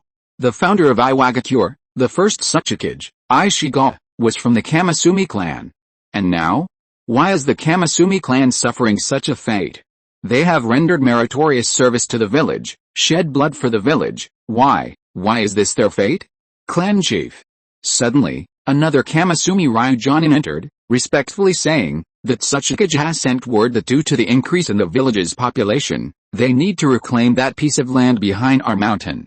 He also said that our Kamasumi Ryu clan doesn't have many members now, so we won't need it. The Jonin spoke while cautiously glancing at his clan chief. However, the Kamasumi Ryu clan chief nodded slightly and said, "Tell the Tsuchikage that the land deed will be submitted later." Clan chief. The Kamasumi Ryu ninja looked at his clan chief in surprise. He had thought the clan chief would directly refuse the Tsuchikage's order. After all, this order was simply too much of a bullying. That land was where the Kamasumi Ryu clan thrived. They desperately needed that land for beekeeping. That was the only land in Iwagakure where flowers and grass could grow. If they took it, what would become of the Kamasumi Ryu clan? Shut up, get down. Seeing his clansmen still trying to say something, the Kamasumi clan chief snapped, "Just do as I say." But his tightly clenched hands betrayed his inner turmoil. As the clan chief of the Kamasumi clan, how could he not want this? But now, it wasn't a matter of whether the Kamasumi clan wanted this or not, but rather, whether the Iwagakure would let them go. Watching the Jonin leave, the Kamasumi clan chief gave a bitter smile. Now, what should he do? The Kamasumi clan chief lowered his head, looking at a specially made kune beside him, his heart filled with conflict. Was this really how it had to be? They were the Kamasumi clan of Iwagakure. Chapter 2. In the micro-fragrance insect movie, Suzumebachi mentioned that the first Tsuchikage was a member of the Kamasumi clan, but the first Tsuchikage was also the grandfather of the third Tsuchikage, so even a salted fish has a headache. It's important to know that Suzumebachi was the later head of the Kamasumi clan, and her search for the fragrant insect was also to revive the Kamasumi clan, which had long since declined to only a handful of members. But if the third Hokage was also from the Kamasumi clan, why did the Kamasumi clan decline? And why was the head of the Kamasumi clan a young girl? That doesn't make sense. Therefore, the first Hokage was classified as a member of the Kamasumi clan, unrelated to the third Hokage. He merely taught him ninjutsu. Chapter 112. The second family of the Land of Whirlpools. Currently, the situation in the Land of Whirlpools is excellent, or rather, the spies hidden in the shadows are all very well concealed. The Whirlpool ninjas haven't discovered any others besides a few. It seems we need to gradually unblock these wandering ninjas. Uzumaki-jun reviewed all the ninjas recruited by the Land of Whirlpools this time, noticing that none of them caused trouble, and some even had quite good relationships with their neighbors. It seems they've adapted to life in the Land of Whirlpools. If there are no problems, they must be formally accepted, demonstrating the Land of Whirlpools' inclusive, non-discriminatory, and non-indifferent attitude. Only then will others come to join them. Of course, all of this depends on Zetsu's investigation to see if there are any spies from other ninja villages among them. In any case, domestic stability and development are the Land of Whirlpool's primary goals now. This Zetsu. Uzumaki-jun shook his head helplessly. Does it really take that long to report the company's current situation to the boss? Could it be that Madara kept him overnight? Huh? Suddenly, Uzumaki-jun's expression froze, and he immediately frowned. This is Lord Jun. Uzumaki Hibiki noticed Lord Jun's unusual expression, put down her memo, and asked, "What happened?" Uzumaki-jun nodded with a mysterious smile. "Go back now." "Yes." Uzumaki-jun and Hibiki also became serious and replied. "Finally here." Uzumaki-jun activated the Flying Thunder God technique and returned directly to his office. So many days have passed. The second clan-style ninja of the Land of Whirlpools has finally arrived. The Kamasumi clan. Anoki looked at the land deed in his hand, frowned, and muttered, "What's going on?" The Kamasumi clan handed over the property so easily. This is an important place for them to live and thrive. What are they trying to do? He'd prepared so many reasons, so many ninjutsu, so many anbu, and now, none of it was needed. What's been happening with the Kamimazu clan lately? Anoki asked the anbu beside him. Or is there something amiss? Nothing. The anbu knelt down on one knee and said, "It's just that lately, The Kushina clan members have rarely left their clan's base. It seems they're all trying to summon the clan members back. I see. Inoki frowned upon hearing this. What are they planning to do? The first Tsuchikage was a member of the Kushina clan, and this time, the Kushina clan actually backed down? This isn't ninja at all. Do they love this ninja village so much that they're willing to sacrifice their own family for the greater good? Silently contributing to the development of Iwagakure.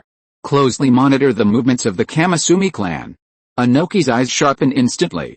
Report any developments. Yes. Lord Jun. Back in his office, Uzumaki Hibiki saw Uzumaki Jun busy at work and frowned, asking, "Do you need any help?" "No, it'll be ready soon." Uzumaki Jun didn't even look up, saying directly, "These documents will be given to the clan head later, and this one." He looked up, holding a document in his right hand, and looked at Uzumaki Hibiki with a serious expression. "This one must be personally given to the Grand Elder. No one except those in the research department should be allowed to open it." "Yes." Uzumaki Hibiki nodded seriously. It seemed to be a confidential document, especially since it was inscribed with a sealing technique. "I will personally deliver it to the Grand Elder." Uzumaki Jun nodded in satisfaction and said, "I'm going away for a few days." Ah. Uzumaki Hibiki was stunned when she heard that Lord Jun was going away for a few days. "Need to make arrangements." "No need, it's just me this time." Uzumaki soon waved his hand and said, "I'll be back in a few days." "But princess." "Alright, get out," Uzumaki soon said helplessly. "I'll leave a clone here. Be careful, or if my mother beats me, I'll beat you up." "Eh? Is this even possible?" Uzumaki Hibiki had something on her mind, but didn't know whether to say it or not. Finally, "Yes," she replied helplessly and withdrew. "How should we take over the Kushina clan?" Uzumaki soon ignored the retreating Uzumaki Hibiki, stroked his chin, and pondered. Taking over a ninja village's clan safely wasn't so simple. If discovered, it could lead to the 5 ninja villages attacking the land of whirlpools. After all, no ninja village wanted their traitor to get away scot-free, otherwise, the ninja world could actually poach members and get away with it. That would definitely cause chaos. So, a foolproof plan was needed. As Uzumaki soon pondered, a figure slowly emerged from the ground. Uzumaki soon looked at the ground, a smile suddenly appearing on his lips. "I've got it. Clan chief." An old man wearing the insignia of the Kushina clan slowly walked in, frowning as he looked at the Kushina clan chief, and said, "Why did you hand over the back mountain?" Sigh. The clan chief sighed, and said, "Elder, what do you think of the current situation of our Kushina clan?" "Eh?" The elder opened his mouth, also sighing, and asked, "Then what will you do?" "What to do? What to do?" The clan chief shook his head with a bitter smile, and said, "What other options does the Kushina clan have besides leaving Iwagakure?" "No." Hearing the Kushina clan chief's words, the elder panicked immediately. "Absolutely not. You must know this is betraying the village. Their status in the village was already not good, and now they want to betray the village? This is tantamount to annihilation. Even if they leave Iwagakure, how many members of the Kushina clan will be left? Which ninja village would dare to defy the world and ignore Iwagakure, one of the 5 great ninja villages, to take them in? There's no other way." The clan chief shook his head with a bitter smile. "We are hindering the development of Iwagakure. The label of being the founding clan of a ninja village is just too heavy. So heavy that the Kushina clan can no longer bear it. But, if the village is betrayed..." The elder sighed upon hearing the clan leader's words. "How will the Kushina clan face the consequences?" "That depends on him." The clan leader gazed intently at the Kushina clan child outside, who seemed oblivious to everything. The Kushina clan wouldn't have taken this step without a foolproof plan. "Eh?" The elder sighed helplessly and said, "Thank you for your hard work, Aob. If Alice. I'll keep an eye on those old guys down there. As for the others, well, I failed the Kushina clan." The elder shook his head, tears welling in his eyes, lowered his head, and turned away. Watching the elder's desolate figure, the elder's eyes also filled with tears. How could he have wanted this?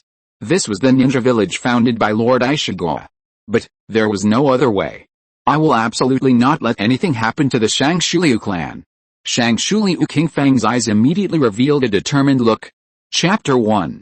Chapter 113 I am Uchiha Madara. Zetsu stared speechlessly at the child in front of him, who was wearing a vortex-shaped one-eyed mask and a black cloak with red clouds, especially that one exposed eye, a kaleidoscope. How is it? Uzumaki soon turned to Zetsu and asked, does it look like him? Look like what? Zetsu looked at Uzumaki-sun in confusion, frowning, and asked, what are you doing? He had just appeared, and the sprat had immediately summoned the cloak, put it on himself, and was asking if he looked like him? What did he mean? Uchiha Madara. Uzumaki-sun asked, does it look like Boss Madara? Lord Madara has black hair. White Zetsu said speechlessly. You, a red-haired guy, are asking me if I look like Lord Madara? You should know that there are no red-haired people in the Uchiha clan. Oh, right, there's still hair that hasn't been dealt with. Uzumaki-sun said with a sudden realization. He knew that Inoki had seen Madara, and he would definitely cause trouble if he went out looking like this. System, do you have any disposable hair dye? Yes, 10 reputation points. It lasts 1 day, guaranteed. Sure, you can decide how many days it lasts, as long as it doesn't fade during those days. Okay. Black Zetsu stared speechlessly. Wait, he couldn't see it. This white Zetsu, is he an idiot? Is this a hair problem? Is this a hair problem? What is this kid trying to do this time? And this Sharingan, so what's going on here? Could it be that the Uzumaki clan actually inherited Hagoromo's Sharingan, but it's very difficult to awaken until this genius, indeed, an 8-year-old cage. Truly a genius. What exactly do you want to do? Black Zetsu asked, frowning. Nothing, just want to do some publicity for the company, Uzumaki-jun said casually. Publicity? What's going on? And, why did his red hair suddenly turn black? The Sharingan? Zetsu asked. He was quite worried about this. He didn't expect this kid to possess the main Gekkai Sharingan. This must be told to Madara-sama. Oh, you mean this? Uzumaki soon flicked his eyeballs, and suddenly a red, transparent object appeared in his right hand. Just contact lenses, you want one too? 1 million silver taels each. Just for show, useless. Zetsu stared speechlessly at the object in Uzumaki-sun's hand, never expecting that this kaleidoscope would come from such a way. When did the ninja world have such a thing? And, what's the use of this thing? To look cool? What exactly do you want to do? Black Zetsu asked in a low voice, knowing that their plan couldn't afford any unexpected events. I already said I'd promote our organization, and incidentally make the ninja world tremble under Madara's aura again. Uzumaki-sun put on his contact lenses again and said, this is all for our organization. So what do you want to do? By the way, do you want one? Uzumaki-sun said, the clothes are free, but you'll have to pay for the contact lenses yourself. Contact lenses and clothes are only worth 1 reputation point each, but, can reputation points be bought with money? 1 million each is already very cheap. I noticed our company doesn't have uniforms, which isn't good for building a civilized company, so. Uzumaki soon turned around and said, what do you think of my design? Anyway, Akatsuki hasn't appeared yet, so there won't be any copyright issues with the clothes. Pretty good. White Zetsu carefully examined it, nodded, and said, black with red clouds, cool. Black Zetsu suddenly wanted to split into White Zetsu and beat him up. Are we discussing clothes now? Now I need to ask Madara-sama. Black Zetsu said. It's okay, we're all here to start the Ninja World War. Uzumaki soon said casually, it's time to let the whole world be under the control of the Uchiha clan. Didn't you say a few days ago it was for the peace of the ninja world? Zetsu was speechless. And you're from the Uzumaki clan, not the Uchiha clan. Times have changed. Uzumaki soon declared righteously, I've realized it all, it's all. For the sake of the ninja world, what exactly do you want? Zetsu asked again helplessly. For the peace of the ninja world. I percent at? Zetsu said nothing, just stared at Uzumaki-sun. He wouldn't believe him. How? To promote Madara's unparalleled power, and incidentally. Uzumaki-sun looked away, saying, to recruit some people for the land of whirlpools. Zetsu had a few words he wanted to say but didn't know whether to. Just because of the land of whirlpools, you're planning to smear our organization. Sigh. Uzumaki-sun sighed helplessly, you're professionals at this kind of thing. You know the land of whirlpools is on the side of justice, we can't afford any stains. They had to take the right political stance. If the land of whirlpools arbitrarily provoked other ninja villages, how could anyone possibly come to join them? Moreover, this time it's 4. So all of this has nothing to do with the land of whirlpools, it's all the work of a mysterious gang in the ninja world. And anyway, you all need to start a ninja world war, that's about it. I need to ask Lord Madara. Zetsu said calmly. Don't worry, I'm just promoting Lord Madara's enduring strength, he'll agree. Uzumaki soon said casually, you know we're all on the same side, we won't harm you. It just so happens that this Sharingan. I wonder what the Uchiha clan of Konoha will think, or rather, what Hiruzen Sarutobi will think. Zetsu directly said, no, this matter must be asked of Lord Madara, if Lord Madara doesn't allow it, I won't help. It's okay, I can do it alone. Uzumaki soon said casually, anyway, you're just shouting 666 anyway, one more or one less won't make a difference, I'm just telling you this time that I'll be using Boss Madara's name. At percent Zetsu had something on his mind, but he didn't know whether to say it or not. He suddenly regretted recruiting him. This kid was really good at causing trouble. When the ninja world knew that Madara-sama was still alive, and Zetsu glanced at Uzumaki-sun, and thought, so young, so strong. What if the ninja world stopped fighting? What if everyone wanted to kill Madara-sama first? What if after killing this living, overpowered ninja, their villages went back to fighting each other? Would everything he'd done be meaningless then? You coward. Uzumaki soon looked at Zetsu with disdain and said, in that case, I'll be called Uchiha Shin. So cowardly, and involved in the underworld? Luckily, the white-haired Uchiha, the fake Shin, hasn't appeared yet. Using his name shouldn't cause any trouble, right? You're not a coward, why don't you call yourself Uzumaki-sun? Where are we going? Zetsu said helplessly. He'd better keep an eye on him, otherwise he wouldn't even know if he did something reckless. I Wagakure. Uzumaki-jun revealed a mysterious smile and said, and he's changed into this outfit too. Uniform work clothes make us look more energetic. Chapter 2. I got back early these past few days, so I updated early. Now, going to eat. Chapter 114. Come on, here's the script. Iwagakure, the Kamasume Ryu clan. They're here. Kamasume Ryu Aob opened his eyes, staring intently at the spatial fluctuations before him, a bitter smile playing on his lips. It had finally come to this. He adopted a calm expression, but his tightly clenched hands betrayed his inner turmoil. After all, the future of the Kamasume Ryu clan would be decided from this moment on. The space within the hall distorted for a moment, and then, two strange humans appeared, one with a black and red cloud-patterned cloak, the other with a black and white face, and the third wearing a one-eyed, swirling mask. Kamasume Ryu Aob froze, frowning as he looked at the two before him. If he remembered correctly, the one who knew space-time ninjutsu was a red-haired brat, and these two. Who were they? Who are you? Kamasume Ryu Aob gripped his kune, warily eyeing the two before him. Just as he was about to shout enemy attack, Uzumaki-jun removed his swirling mask, looked at the Kamasume Ryu clan head, and smiled, saying, are you here to process your immigration paperwork? What did you say? Kamasume Aob was taken aback, then frowned as he looked at Uzumaki-jun in front of him. This appearance seemed somewhat familiar. Have you decided? Uzumaki-jun looked at the wary Kamasume Aob and said, don't look anymore, it's just a simple hair dye job. It seems that his appearance is quite convincing. Sharingan. Kamasume Aob still stared warily at Uzumaki-jun's eyes and said, Uchiha. Oh, you mean this? Uzumaki-jun took off his colored contact lenses and said, want one? Only 1 million, it's useless except for looking good. WTF. Kamasume Aob didn't know what to say. When did such a thing exist in the ninja world? How come he didn't know? Uzumaki Clan? Kamasume Aob asked again, knowing that the alliance contract mentioned the land of whirlpools. Yes. Uzumaki-jun nodded and said, the current daimyo of the land of whirlpools, Uzumaki-jun. The future god of the shinobi world? A 7-year-old kage? Kamasume Ryu Aob exclaimed in surprise. This reputation is incredibly high in the shinobi world right now. Defeating Kirigakure, or being a 7-year-old kage, these are all unbelievable feats. Uzumaki-jun was taken aback, not expecting his current fame, and said, he's 8 years old now. Was that the point?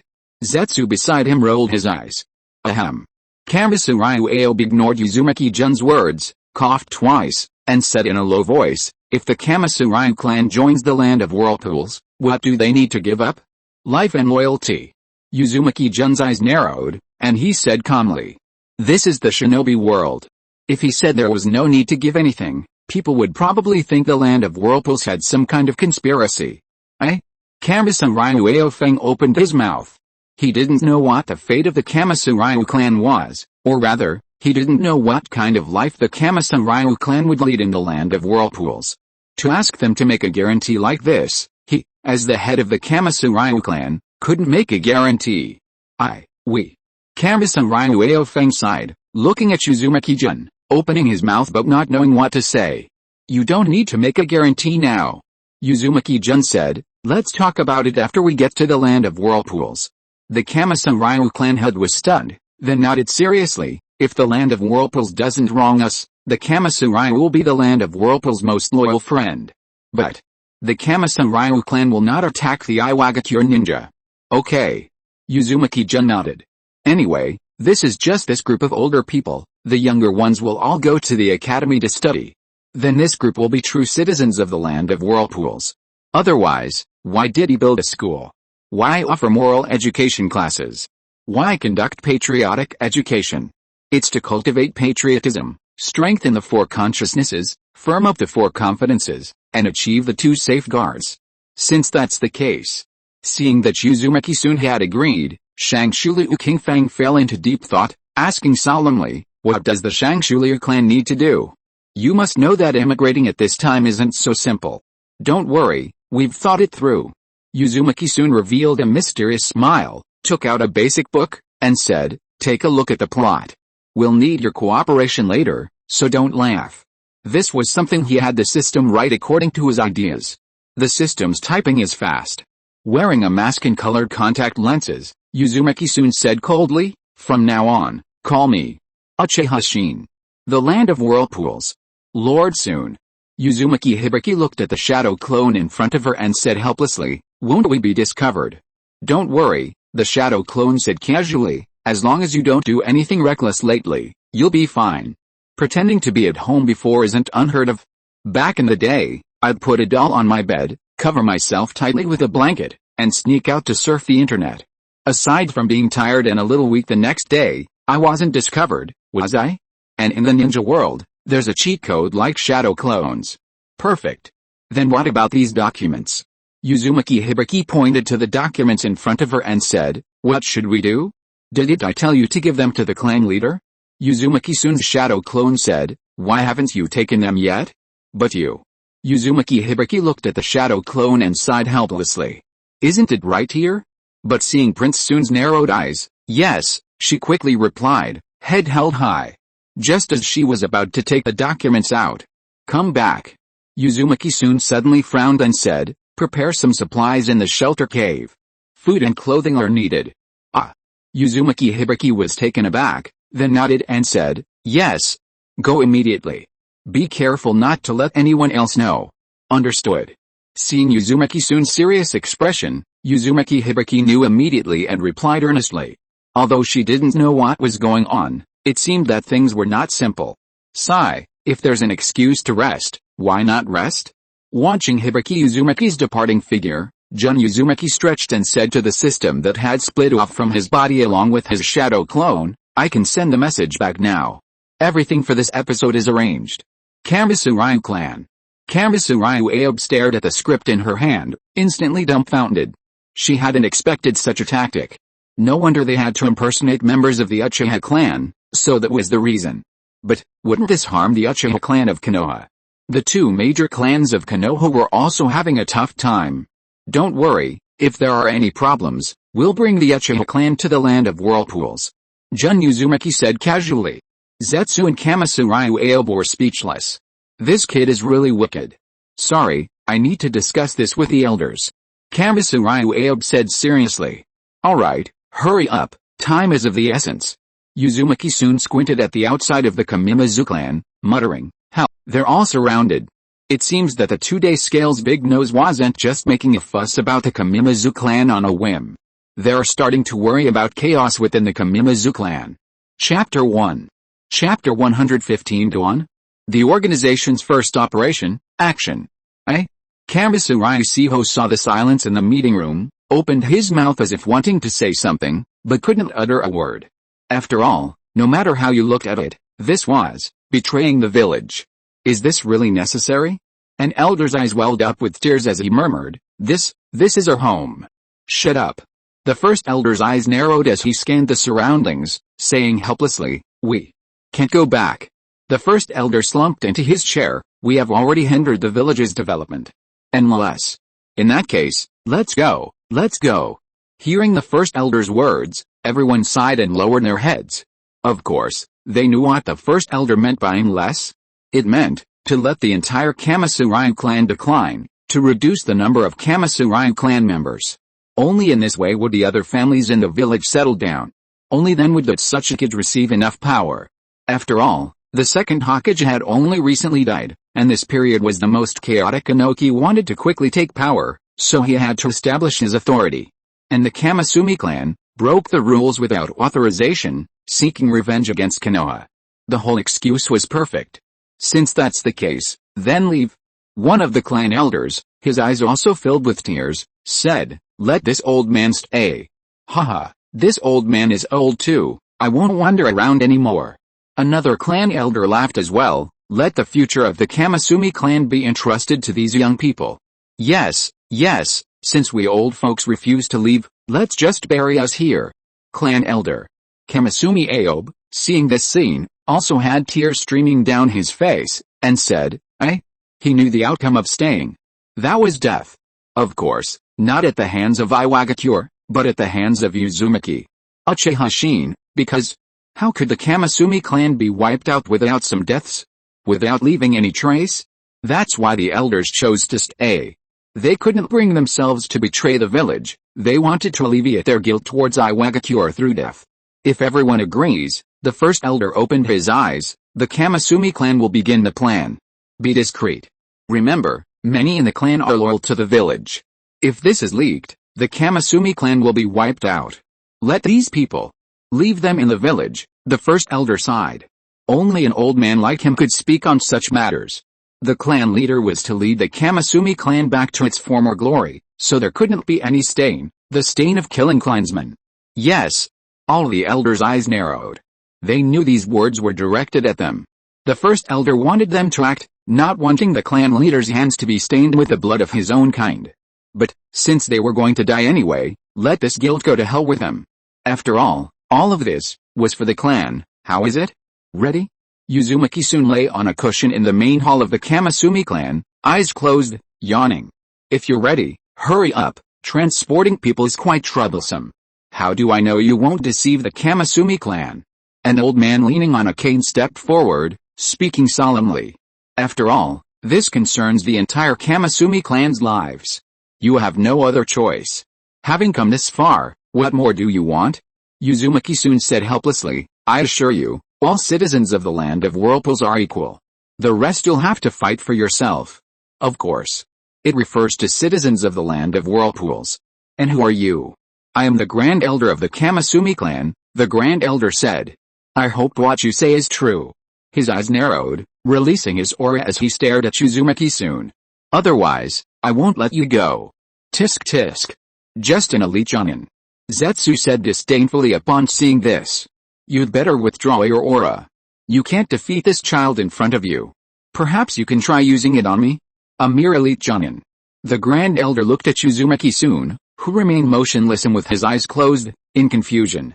He's that 7-year-old Kage. Kamasumi Aob could only whisper in the Grand Elder's ear upon seeing this. He's a Kage? You can't scare him. Instantly. The Grand Elder was shocked, looking at Uzumaki soon. So this was the Kage who had caused such a stir in the ninja world. But, why is he black-haired? Wasn't he red-haired? And why are his eyes closed? Are they squinting-eyed? Uzumaki soon opened his eyes and said, I'm already 8 years old. Zetsu stared speechlessly at Uzumaki soon. Was that even the point?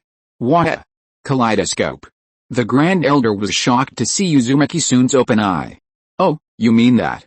Black hair, and Sharingan, those are all fake. Uzumaki soon removed his colored contacts again and said, Want a set? Dyeing your hair would be nice too, makes you look younger. The scene fell into complete silence. Even Zetsu wondered if coming along was the right thing to do. This kid, he's completely out of sync with him. Always promoting products in front of others. Haha. The Grand Elder laughed loudly upon seeing Uzumaki-san's admission. Now I believe you. A true strongman would never stoop to such a drastic measure. If you wanted to wipe out the Uzumaki clan, you could have just done it directly. Why go through all this trouble? Hearing the Uzumaki Grand Elder's words, Uzumaki-san narrowed his eyes, inwardly cursing the old fox.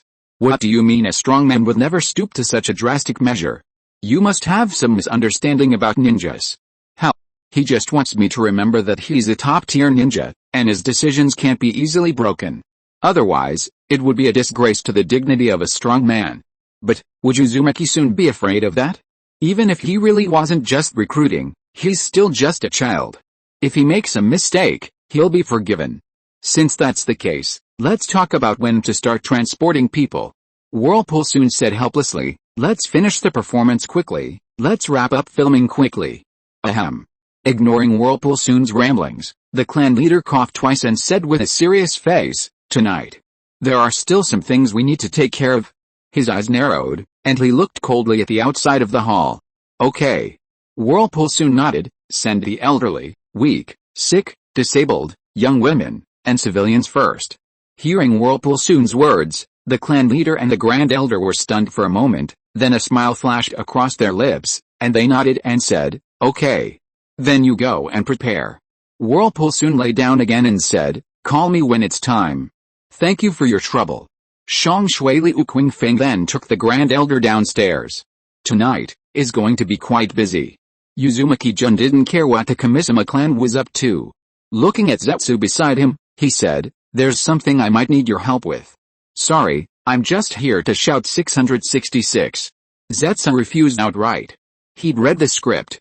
There was bound to be a major battle in Iwagakure. What was a weakling like him doing there? Hiding in the background was the better option. Rescuing his mother was his mission. It doesn't conflict with your 666 mission, we can do them together. Uzumaki-jun smiled, forming hand seals, and shouted, summoning jutsu. Suddenly, bang! A black object appeared before Zetsu. Professional-grade photography equipment. Seeing Zetsu's puzzled look, Uzumaki-shin pulled out a booklet and said, this is the user manual. You'll need to record the video of Madara Uchiha's battle against Iwagakure. After all, it's our organization's first official business trip, so we need to leave something behind. In the future, we can show the younger generation how powerful and mighty our organization is. It will help strengthen the organization's unity and confidence. No, you're Shin Uchiha. Besides, this is just your own business, it has nothing to do with Lord Madara. Zetsu looked at the photography equipment speechlessly and said, and where did you get all this weird stuff? Chapter 2. If you are listening to this novel on a channel other than Fanfic World, it means it was downloaded and re-uploaded without effort. We warmly invite you to visit our channel, Fanfic World. There you will find the original version of this story and many other novels of various genres. We look forward to seeing you dive into a world of incredible novels. Chapter 116 The Man Who Uses Ninjutsu as Forbidden Techniques. Night. Anoki stood in the Tsuchikage building, frowning, gazing in the direction of the Uzumaki clan. For some reason, he had a strange feeling of unease tonight, but he couldn't find anything. The village was quiet and peaceful, everyone slowly recovering from the wounds of war. Moreover, Iwagakure was situated in a naturally advantageous location, easy to defend and difficult to attack, and among the 5 great ninja villages, it was known for its strong defenses. Now it was a time of peace, who would dare to start a war easily? But what was this oppressive feeling? How is the Uzumaki clan doing lately? Anoki asked that Tsuchikage's assistant beside him. Nothing's happened, an old man shook his head and said, they've been staying in their clan these past few days, haven't come out. Sigh. That Tsuchikage sighed, saying nothing. He thought of the first Hokage, that stubborn yet bold and forthright old man, unconcerned with trivial matters. It was on that day that the first Hokage taught him the will of stone. This will allowed him and his master, Mu, to stand up again after being defeated by Madara Uchiha. Although Madara Uchiha ultimately held back, and nothing serious happened. But, it was the will of stone that taught him strength, perseverance, and unwavering resolve. This oppressive feeling is so similar. Anoki murmured, then shook his head with a smile. Impossible, Uchiha Madara already. Besides, he was that Tsuchikage now, even if he encountered Uchiha Madara again. Inoki clenched his fists behind his back, his tone resolute, and said, "I will not back down again." However, before Inoki could finish speaking, fire release, great fireball technique. A loud bang came from the direction of the Uzumaki clan. "Have you mastered it?" Looking at the now empty Uzumaki mansion, all that remained were old men waiting to die, except for two guys dressed in black with red clouds. "I've basically mastered it." Zetsu nodded and said, "I say, what are you trying to do at this time?" "This is an invasion. An invasion of Iwagakure, one of the 5 great shinobi villages. This brat's even thinking about photography. Take lots of photos while you're young." Uzumaki soon gazed wistfully at the dark night outside, lowered his head, and said with a smile, "Remember to take some really handsome pictures. Maybe these will become our recruitment photos later." Ju lowered his head. He didn't want to talk to this brat anymore. This kid wasn't as innocent as he was his age. Every time he asked, he'd change the subject with something trivial. Uzumaki soon didn't pay any attention to Ju, looking at the remaining members of the Shangshulia tribe, and said, "Ready?" "Yes." The Shangshulia elder nodded solemnly. "We can begin. Don't look so serious, look sad, like you're mourning." Uzumaki soon looked at the old man who seemed to be on a mission, and said helplessly, "Think about your dead tribesmen." "Oh, sorry, I forgot that you all seem to have killed them yourselves." Instantly, all the elders' faces darkened. This wretched brat. Seeing that everything was ready, Uzumaki-jun calmly put on his mask and coldly said, "From now on, please call me Uchiha Madara." Zetsu put down his camera equipment, speechless as he looked at the troublemaking brat in front of him. "Uchiha Shin. Your name is Uchiha Shin. Damn it!" Inoki exclaimed, staring at the firelight in the distance. "It's fire release. Enemy attack." He immediately used earth release. Super light heavy rock technique, floating towards the location of the attack. Especially seeing the massive flames, he became even more worried. The Uzumaki Clan, what are they trying to do? Inoki's eyes narrowed, and he muttered, "Don't make things difficult for me."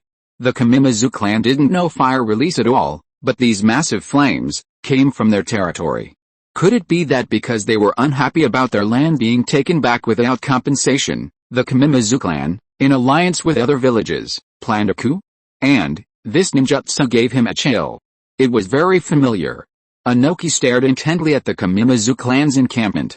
That night, the entire Iwagakure village descended into chaos.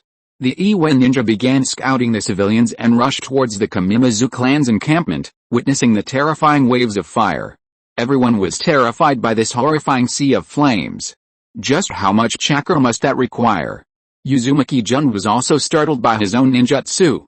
It was just a C-rank fire release, great fireball technique, wasn't it? How come it felt like a forbidden technique when he unleashed it? This is due to the enhancement of the ninjutsu and chakra level. Just as Uzumaki-jun was wondering, after hearing the system's explanation, he understood. As expected of a level 20 ninjutsu and chakra level, it seems he's become as strong as Madara, using ordinary ninjutsu with the effect of a forbidden technique. The members of the Kushina clan and Zetsu were also stunned by this scene, especially Zetsu. This ninjutsu. White Zetsu swallowed hard and said, "It's almost on par with Madara-sama." Turning to look at their leader, Black Zetsu, "Is this still a cage? This is already a god of the ninja world, okay? Shut up, do your own thing," Black Zetsu said, "the rest is none of our business." Alright. Zetsu shrugged and continued fiddling with the camera equipment in his hands, saying to the other white Zetsu beside him, "Set up the lights, don't shake your hands." However, Black Zetsu was also filled with surprise. How did this kid suddenly become so strong? The last time he saw him, he felt that his aura was not simple, and he didn't expect it to be true. His eyes narrowed instantly. Perhaps in a few years, this kid will become an obstacle to his mother's resurrection. Uzumaki-jun didn't know that Zetsu had a fleeting thought of killing him because of this scene, and even if he did know, he wouldn't be afraid. After all, Zetsu was just a weakling. He formed another hand seal and shouted, "Fire release, Phoenix flower technique." Uzumaki soon dared not recklessly use A or B rank ninjutsu. C rank was already terrifying enough, let alone higher ranks. What if the upper Mizukiri clan, seeing their beloved village destroyed, became enraged and stopped acting? They might then expose the land of whirlpools, causing trouble. These old men still loved Iwagakure. Burning down the upper Mizukiri clan's encampment to create the impression of their annihilation was enough, nothing else was better. Besides, the drama had already begun, why were they still stunned? So he planned to use a ninjutsu to wake them up. Suddenly sensing danger, Uzumaki soon sidestepped and kicked back, looking at the Iwagakure Jonin who had appeared before him. However, he charged forward, slashing with his shuriken, and it was over. Now, with his cage-level taijutsu, he feared no one. Furthermore, he is now Uchiha Madara. Shin, and you know, Uchiha taijutsu is quite good. So it's best not to use the Flying Thunder God technique recklessly. Chapter 1. Chapter 117. No, Madara Uchiha wasn't that short. Dust release, particle style, detachment technique. Just as Uzumaki-sun was happily setting the fire, a voice came from behind. Uzumaki-sun turned around, and sure enough, that Tsuchikage, with his big nose, had arrived. Seeing the flames instantly extinguished after a ninjutsu burst forth with white light, Uzumaki-sun didn't attack again, but instead crossed his arms. A master should have the demeanor of a master. Uzumaki. Uchiha Shin calmly looked at the Tsuchikage, Inoki, before him. Anyway, the Kamimazu clan was now reduced to ashes. The interrogation department probably wouldn't be able to find any information from the ashes. Inoki, having extinguished the fire, turned around and glared angrily at the arsonist. He wanted to see who dared to cause trouble in Iwagakure. A mask, a black cloak with red clouds, and a Mangekyo Sharingan. Inoki was instantly stunned. He asked in a low voice, Uchiha clan members. He quickly ordered the ninjas behind him to hide the tailed beasts. The Pokemon collectors had arrived. But Uzumaki-jun still ignored him, his eyes coldly fixed on Inoki, his hands forming hand seals as he coldly declared, Fire Release, Dragon Fire Technique. He unleashed a powerful attack directly at Inoki. Although the sheer size of the flames before him was intimidating, Inoki wasn't one to back down. After all, he was a cage. He absolutely couldn't retreat. Dust Release, Particle Style, Detachment Technique. He created a transparent cube in front of himself, blocking the fire dragon. And Earth Release, Rock Golem. He summoned a giant stone monster, which attacked the Uchiha clan members. Uchiha clan members, are you trying to start a ninja world war? Inoki shouted, frowning. The Uchiha clan members were all Konoha ninjas, yet they were appearing in Iwagakure at this time. Did Konoha want to start a war with Iwagakure? Looking down at the ruins of the Kamasumi clan, now reduced to dust, only a few old men remained, kneeling in despair. Could it be that they weren't invited by the Kamasumi clan? Or, was it really just an invasion? Hell! Uchiha Shin sneered, saying nothing, and still formed a hand seal, Fire Release, Great Fireball Technique. He instantly knocked the stone giant down. At that moment, you demon! The Kamasumi clan's elder, tears streaming down his face, roared at Uchiha Shin, Kami Kami. Kamasumi is finished. Then, he charged forward, seemingly wanting to fight Uchiha Shin to the death. But Uchiha Shin simply used Fire Release, burning him to ashes. At this point, they absolutely couldn't leave a corpse behind, otherwise the interrogation department might find something out. Seeing the elder burned to ashes, the other elders began shouting and launching a suicidal charge. Uzumaki-jun sighed inwardly. As expected of a seasoned veteran of decades, his acting is still spot on.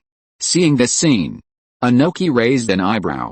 Why did it feel like these members of the Kamimazu clan were committing suicide? Did they contemplate death after witnessing their clan's destruction? But, as the village chief, he absolutely couldn't allow this to happen before his eyes. As the cage, he had the ability and responsibility to protect everyone in the village. Stop! Inoki shouted, just as he was about to use ninjutsu. Fire Release! Instantly, they were all burned to ashes by Uzumaki-jun. Seeing this, Inoki's chest burned with rage, and he roared, Damn Uchiha clansmen! Dust Release! Particle Style! But Fire Release, Great Fire Annihilation! Uzumaki-jun directly unleashed a B-rank firewall. This was Dust Release. I'm still young, it's always good to be careful. Damn it! Seeing his ninjutsu blocked, Inoki glared angrily and roared, Such a strong person, you're definitely not some nobody. Who are you? Such chakra, such ninjutsu, such taijutsu, and that eye that makes the entire ninja world tremble, could it be? How? Uzumaki-jun sneered, and unworthy to hear my name. As expected. Hearing this cold voice, Inoki was immediately horrified, his eyes widening as he said, "You are Uchiha Madara." Hearing Inoki's guess, Uzumaki-jun didn't know whether to nod or shake his head, but thinking of the Uchiha's aura, they were all aloof people, he paused for a moment, then, fire release, great fireball technique, and instantly rushed behind Inoki. "Are you going to dance?" All the Zetsu who witnessed this scene were speechless. This brat. How despicable. Didn't you say it was Uchiha Shin? Why are you impersonating Madara-sama again? And, everything's over, why are you setting fires? Get out of here. What do we do now? White Zetsu exchanged bewildered glances, finally all staring at Black Zetsu, seemingly waiting for his advice. However, Black Zetsu had something on his mind he didn't know whether to say or not. How could he know what to do now? He was desperate too, you know. He couldn't beat him in a fight, and he couldn't intimidate him. If Madara-sama were still young, he could teach him a lesson with his Rinnegan in a heartbeat, but now, survival is more important. Survival is more important. He has a crucial mission on his shoulders. But, he absolutely cannot let these people know that Madara-sama is still alive. Come back. Black Zetsu said helplessly, let's get out of here quickly. Then, he transformed back into Black and White Zetsu. Inoki heard the voice behind him and immediately jumped back to create distance. If it was Uchiha Madara, he definitely couldn't beat him in Taijutsu. Moreover, Madara Uchiha should be old by now, so why does this one seem so young? Could it be, he's immortal? A terrifying thought suddenly popped into Inoki's mind. And that cold voice just now, are you going to dance? It instantly stirred up his fear. Madara Uchiha. Inoki stared at the Uchiha clansmen in front of him, enunciating each word clearly, and said angrily. However, Uzumaki-jun still didn't answer, and used fire release again. Anyway, this wasn't what he said, but what this big-nosed guy guessed. He didn't know anything. But, a figure with black background and white clouds suddenly appeared beside Uzumaki-jun. Inoki thought it was another powerful person, so he quickly became alert, watching the figure gradually appear. Lord Shin, the mission is completed, we should retreat. Zetsu said calmly, he should hurry up and clarify, otherwise he didn't know how long this brat would keep acting. Uzumaki soon sighed inwardly, realizing he couldn't continue playing the role of Uchiha Madara. That damn Zetsu. But, it didn't matter, the mission was complete anyway. I got the stuff. Uzumaki soon said coldly. Since that's the case, use space-time ninjutsu to take me away? Zetsu looked at Uzumaki soon in utter confusion. What? What space-time ninjutsu? What did that mean? This wasn't in the script. Wasn't it just a matter of leaving? Director, someone's messing around. And Inoki. You're not Madara. Hearing the words of the other strange figure, Inoki immediately suppressed his fear and said firmly, Uchiha Madara isn't as short as you. A moment of silence fell. Uzumaki soon suddenly wanted to kill this big-nosed guy. Chapter 2. Chapter 118. Are you familiar with the laws of the Land of Whirlpools? Uzumaki soon, smelling foul, wearing a mask, used the Flying Thunder God technique to return to the Land of Whirlpools. As for Zetsu, seemingly sensing the brat's displeasure, he immediately used Earth Release to escape upon arriving in the Land of Whirlpools. Because the brat's killing intent was too strong. Zetsu believed his own life was more important. After all, he was a person shouldering a great mission for 1,000 years. How could he place himself in a dangerous place? So, he quickly slipped away upon arriving at his destination. Uzumaki soon looked at his office. His shadow clone didn't seem to be here, probably in a cave, so he quickly removed his cosplay. He knew his identity was something that couldn't be revealed in the light. Even most of the Uzumaki clan, except for the clan leader, didn't know that this masked man was actually the daimyo of the Land of Whirlpools. To prevent the Land of Whirlpools from being caught in a media storm, it was best not to let too many people know his identity. After tidying up and changing into his civilian clothes from the Land of Whirlpools, he immediately used the Flying Thunder God technique to reach the underground cave, to see what this shadow clone was up to, and how the Uzumaki clan was doing. He had specifically instructed the Uzumaki clan not to go to the surface and to stay obediently underground, since the spies in the Land of Whirlpools hadn't been completely eliminated yet. If the other ninja villages found out, the Land of Whirlpools would be doomed sooner or later. Moreover, I wonder if the Uzumaki clan has memorized the laws of the land of whirlpools yet. Iwagakure, Hidden Stone Village. Inoki stared blankly at the two figures in black cloaks with red cloud patterns disappearing before him, frowning and muttering, "Space-time ninjutsu." He hadn't expected that the person who came out later would know space-time ninjutsu. Lord Tsuchikage. At this moment, the Iwagakure ninja also instantly appeared beside that Tsuchikage. What should we do now? The battle just now was far too dangerous, they couldn't even get a chance to participate. Did they see that even a Jonin-level senior was taken down in one move? What are the losses? That Tsuchikage floated in midair, frowning as he asked. Apart from this main street and the Kamimazu clan. The Iwe ninja glanced at the ashes of the Kamimazu clan and said cautiously, the rest are undamaged. Yesterday they were a great clan, today. Sigh, everything is gone. Inoki breathed a sigh of relief upon hearing that the losses weren't severe. It seemed these terrorists who invaded Iwagakure had a purpose, but what exactly did that Uchiha clan member get? And why was the Kamimazu clan wiped out? Did they know something, or possess something? But Inoki glanced at the Kamimazu clan members, now exterminated and their remains gone, sighed, and said, clean up the scene and notify the elders to hold a meeting. They're all ashes, there's no way to get anything out of them. Yes. The Iwe ninja responded and went to carry out their tasks. Tonight is destined to be a sleepless night. Kaleidoscope.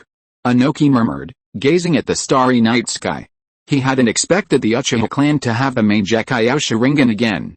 He wondered what changes this would bring to the ninja world. Uchiha Madara. Konoha. How would their Iwagakure village cope? Use a Shiagakure, a cave. Brother Yufin. Why did the clan leader bring us here? A child from Kamisuryu asked a young man beside him, puzzled. Weren't we doing just fine in the village? The clan leader has his reasons, Yufang said, rubbing the little boy's hand. Let's just stay here obediently. But, the little boy said unhappily, why do we have to stay here forever? He wanted to go back to the village. He still had friends there. Don't worry, we'll be able to leave in a few days, Kamisuryu said with a smile, but a fleeting worry crossed his eyes. He knew perfectly well why the clan leader had led the Kamisuryu clan away from Iwagakure. During their mission outside, and upon their return, they had all noticed that many ninjas in the village seemed unwilling to get too close to the Kamisuryu. The Kamisuryu clan was, after all, a powerful clan in the village, but their return this time meant someone in the village was definitely plotting against them, and this person was no less powerful. Considering the clan leader had led them away, they already knew who had forced them. That Tsuchikage. Kamisuryu murmured. He didn't understand why the village leader was so distrustful of the Kamisuryu clan. The Kamisuryu clan would never do anything to harm the village's interests. Moreover, only a portion of the Kamisuryu clan had come to use a Shiagakure this time. It seemed the rest. Kamisuryu could guess their ultimate fate. They were all loyal followers of the village, but he wouldn't say it aloud, or perhaps no one who understood would say it. Don't worry, it's best not to let too many people know about this painful thing. Kamisuryu also rubbed Kamisuryu's head and said, the clan leader, he. However, before he could finish speaking, who?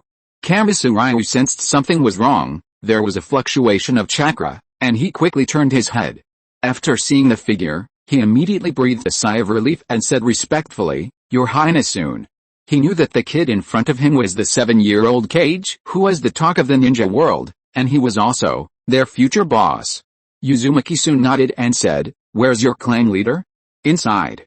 Kamisuryu pointed to the depths of the cave and said, No, he seemed to remember that His Highness soon should be inside discussing matters with the clan leader.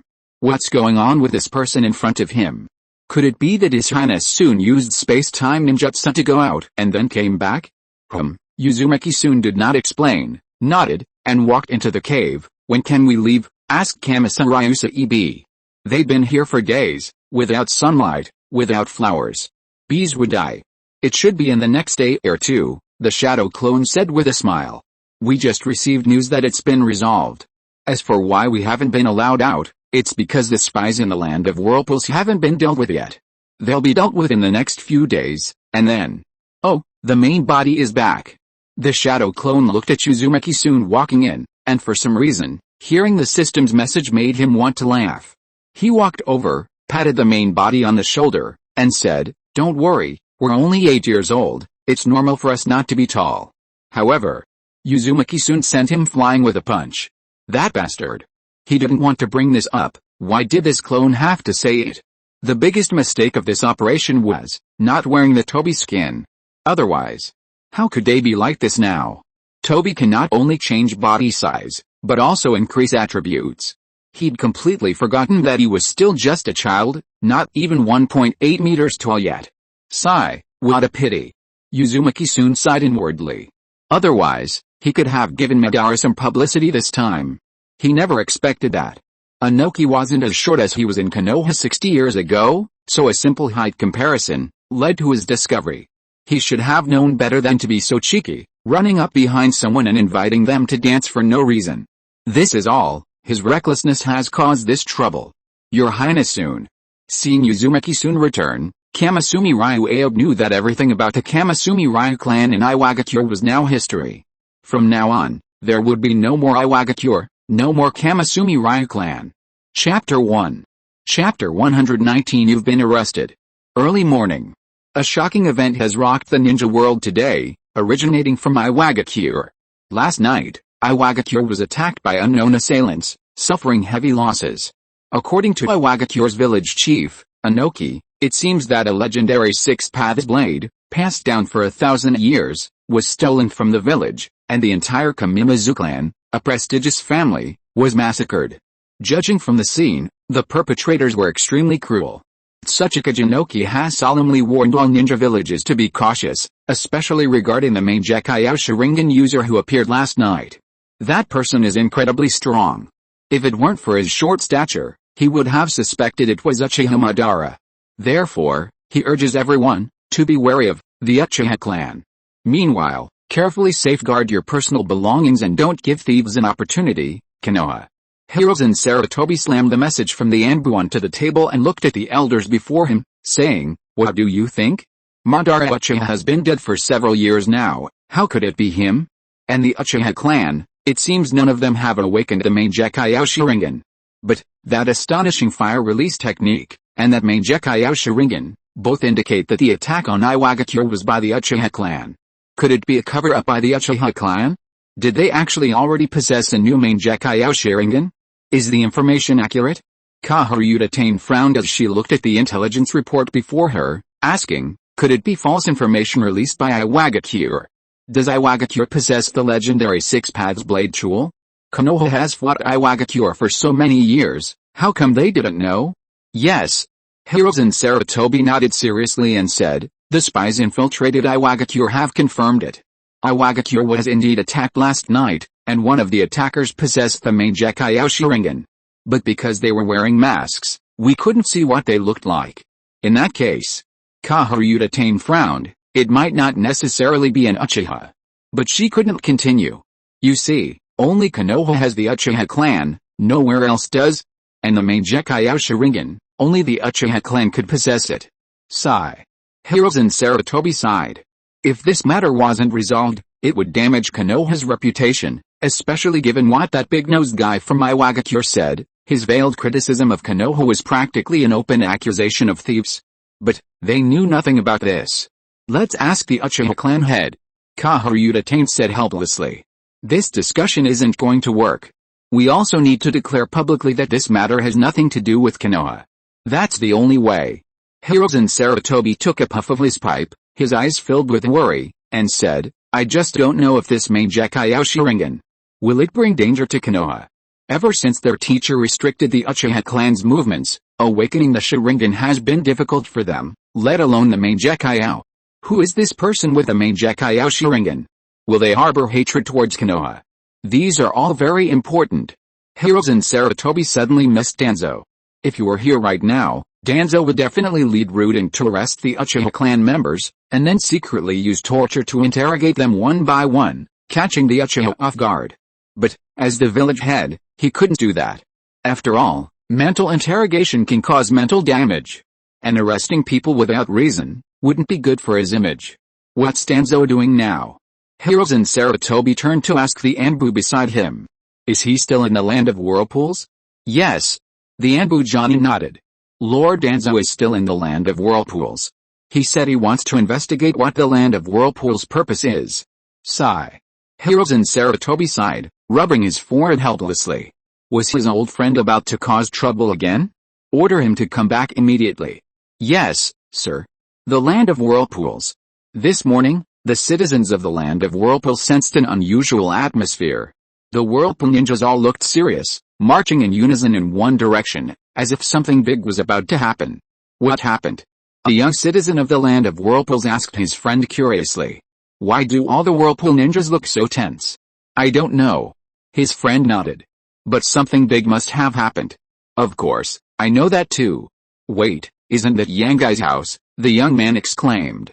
Did Yangai break some law?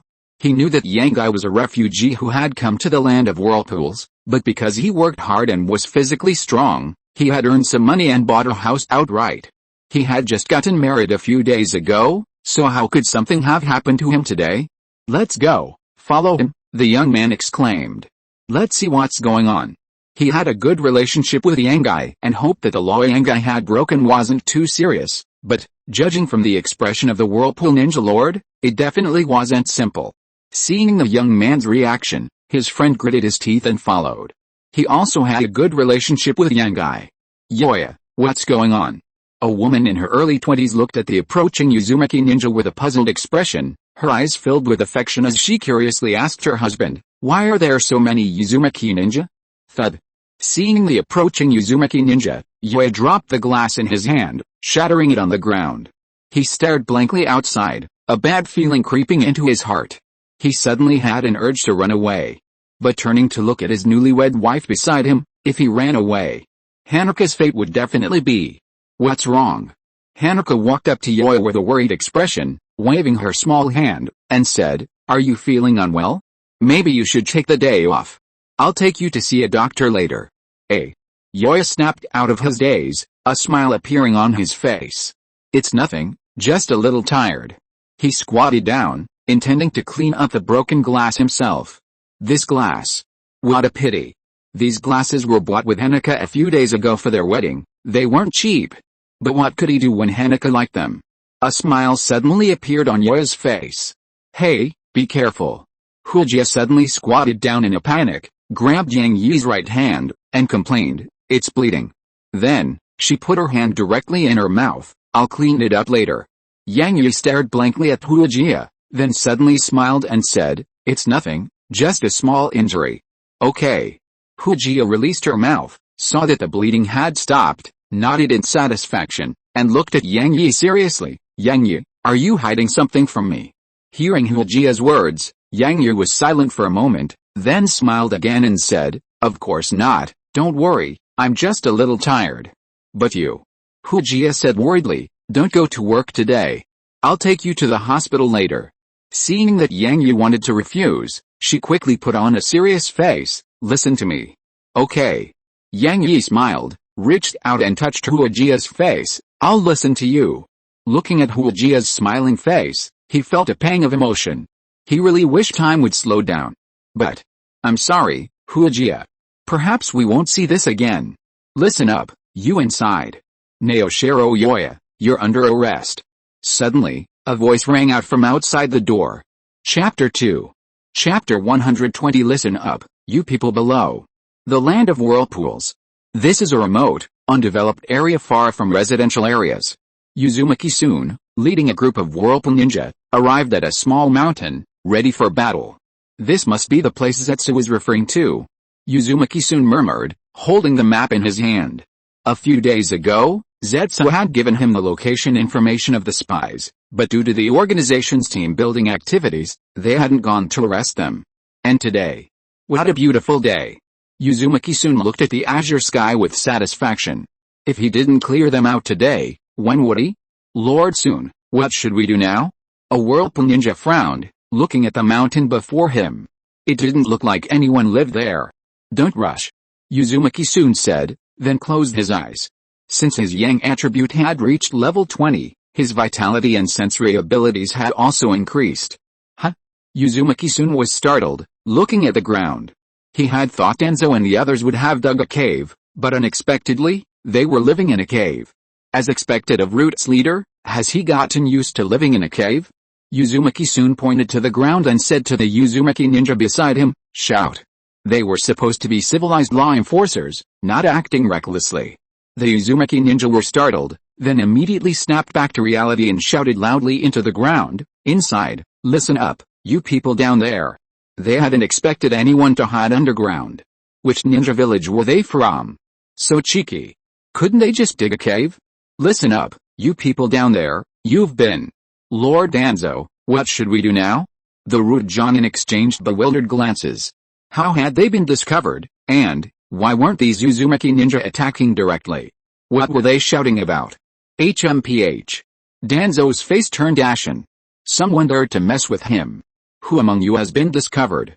He stared intently at his subordinates, but seeing their bewildered expressions, he snapped, a bunch of useless trash. They didn't even know how they'd been discovered. What a bunch of useless trash. Danzo knew they couldn't stay like this any longer, but, have you all completed the tasks I asked you to do? Danzo looked at them expressionlessly. So many days had passed, and they still hadn't finished? However, everyone fell silent. Danzo turned to look at some books beside him and also fell silent. What a bunch of useless trash. This is all they got after so many days? The ceramics method, the cement method, the glass method, what kind of garbage did they bring? Especially. Danzo, his face ashen, grabbed the book in front of him. Who brought this book of Lord Sun's quotes?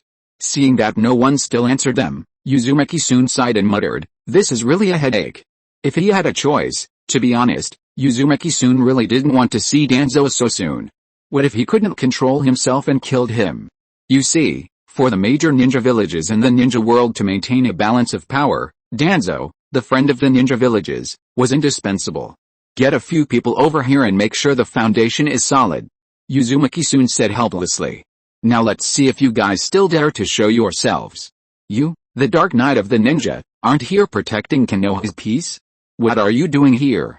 Studying advanced socialist ideology? Leading Konoha into a new socialist era? Don't be ridiculous. If that's the case, even being best friends won't work. Sarutobi will be the first to want to get rid of you. Yes. A construction team leader stepped forward and said.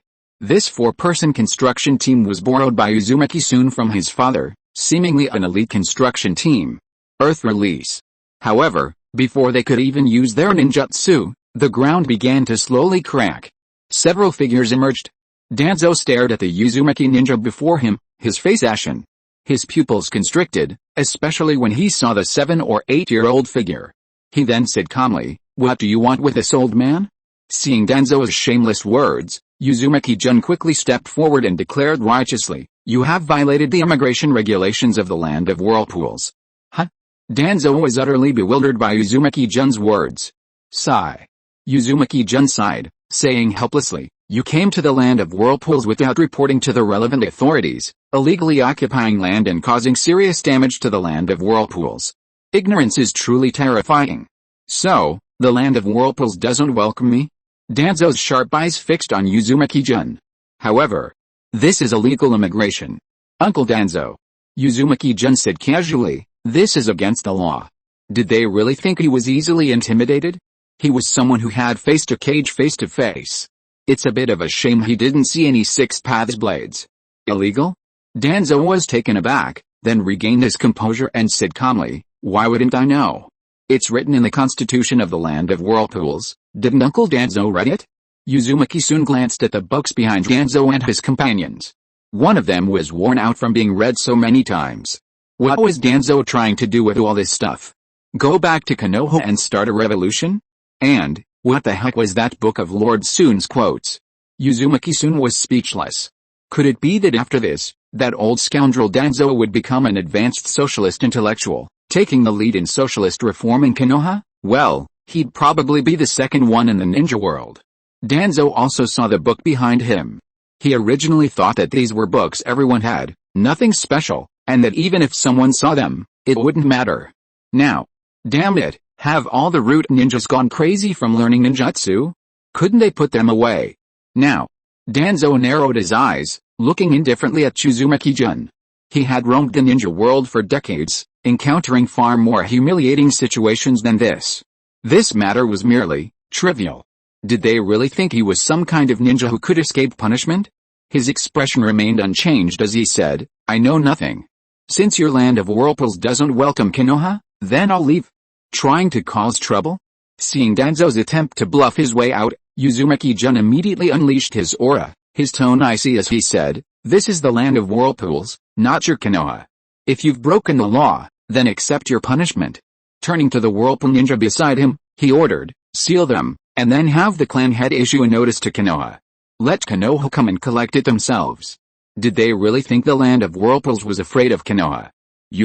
Danzo's face turned ashen at the brat's blatant disrespect, even wanting Konoha to come and take them away. He was about to attack. Kill anyone who resists. Uzumaki soon said coldly, then smiled at Danzo. Uncle Danzo shouldn't act recklessly, right? Danzo snorted coldly and didn't attack. He had just sensed a killing intent, that overwhelming murderous aura. If he acted rashly, this brat would really kill him. He, the Dark Lord of the Ninja, hadn't even become the village chief yet, how could he die so easily? A true man knows when to yield and when to stand firm.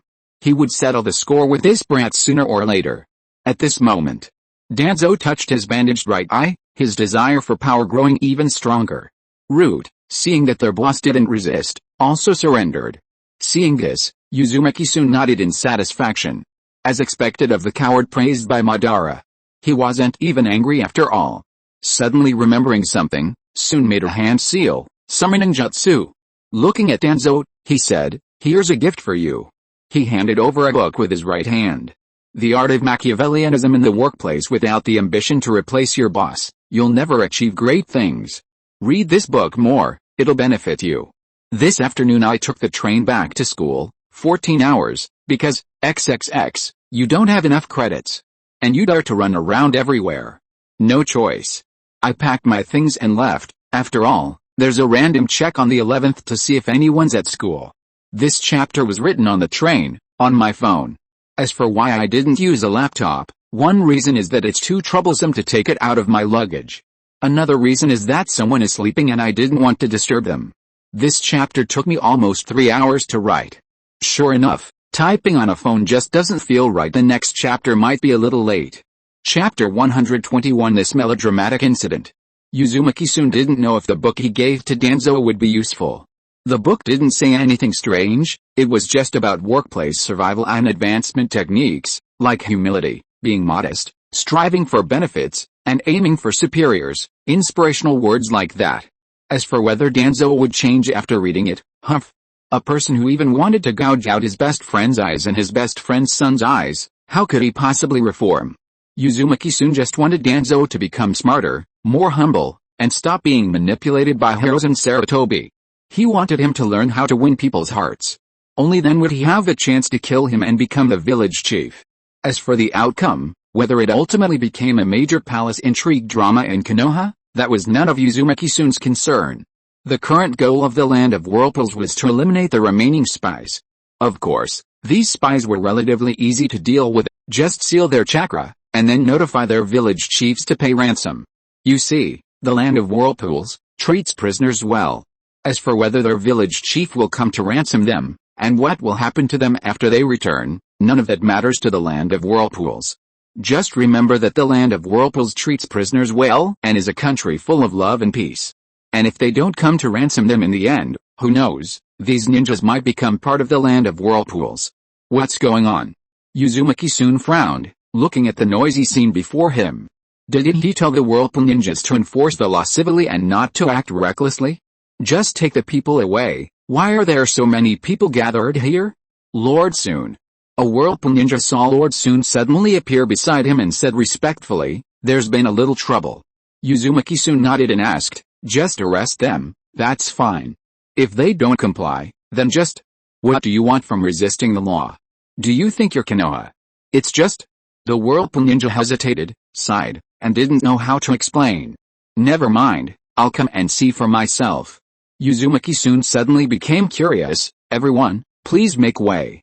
What exactly happened? Get out of the way. Yang grabbed Hana's arm, intending to pull the woman protecting him away, and said helplessly, Hana, believe me, I'll be alright. Madam, We are Uzumaki Ninja, here on His Highness Soon's orders to arrest a spy. Uzumaki Ninja said with a headache, we hope you won't resist the law. This was the first time they'd encountered such a situation, and the Uzumaki Ninja didn't know what to do. It was only because His Highness Soon had said to enforce the law civilly and not disturb the public, otherwise, they would have already taken action. No, Yang isn't a spy. Hana said resolutely, tears streaming down her face, you must have made a mistake. If it's a mistake, we'll release him. Uzumaki Ninja quickly explained, we would never wrong an innocent person, nor would we let any bad person go free. So please get out of the way. However, no. Hana still shook her head resolutely, raising her head and looking at the Uzumaki Ninja with a determined expression, I will never let anyone take Yang away. This. The Uzumaki Ninja looked at each other, what should they do? They had only just begun their first time enforcing the law. If things were like before, they wouldn't be having such a headache. Hana, move aside. Yang smiled at his wife. His eyes filled with love, and said, I'll be fine, you can wait for me at home. But Hana turned her head, quietly looking at him, saying nothing, just silently watching him. Yang didn't know why, but suddenly felt a little flustered, glancing away. In the end, he said nothing. He felt a little scared, a little worried. He didn't know what to do. Madam, please move aside one last time. If your husband is innocent, we will definitely let him go. Shinobu said, somewhat exasperated. What kind of situation is this? He's still single, and this spy has seduced a citizen of their land of whirlpools? Is there no justice? However, Hana still didn't move aside, looking at Shinobu resolutely. She wouldn't move. In that case, Uzumaki Ninja's tone turned stern as he said, obstructing the enactment of the law is illegal. You will be arrested for the same crime. Hearing this, Hanaka paused for a moment, but her eyes remained resolute. She wouldn't allow it. If that were really the case. As long as she could be with Yoya, this was not bad. But Yoya panicked. He didn't want Hanaka to get hurt in any way, so he quickly pulled her away. Seeing that Hanaka was about to speak, he sternly shouted, shut up. Then, he knelt down, bent forward, and touched his head to the ground. I'm sorry, I'll go with you, please let Huajia go. She doesn't know anything, it was me. A hint of reluctance flashed in Yang Yi's eyes, but for Huajia's sake, he still said resolutely, I only lied to her. Yang Yi. Huajia was stunned when she heard Yang Yi's words, tears fell, and she grabbed his clothes. You didn't lie to me, I know. But Yang Yi shook off Huajia's hand and said indifferently, what do you know, you idiot? Before he could finish speaking, Yang Yi was punched to the ground. Yoya, you bastard. A young man sat on Yoya, punching him repeatedly in the face. You bastard, how could you treat Hana like this? I'll beat you to death, you bastard. Yoya was about to fight back, but seeing the person in front of him, he lowered his hands and did nothing. Brother Kita, it's not Yoya's fault, stop hitting him, stop hitting him.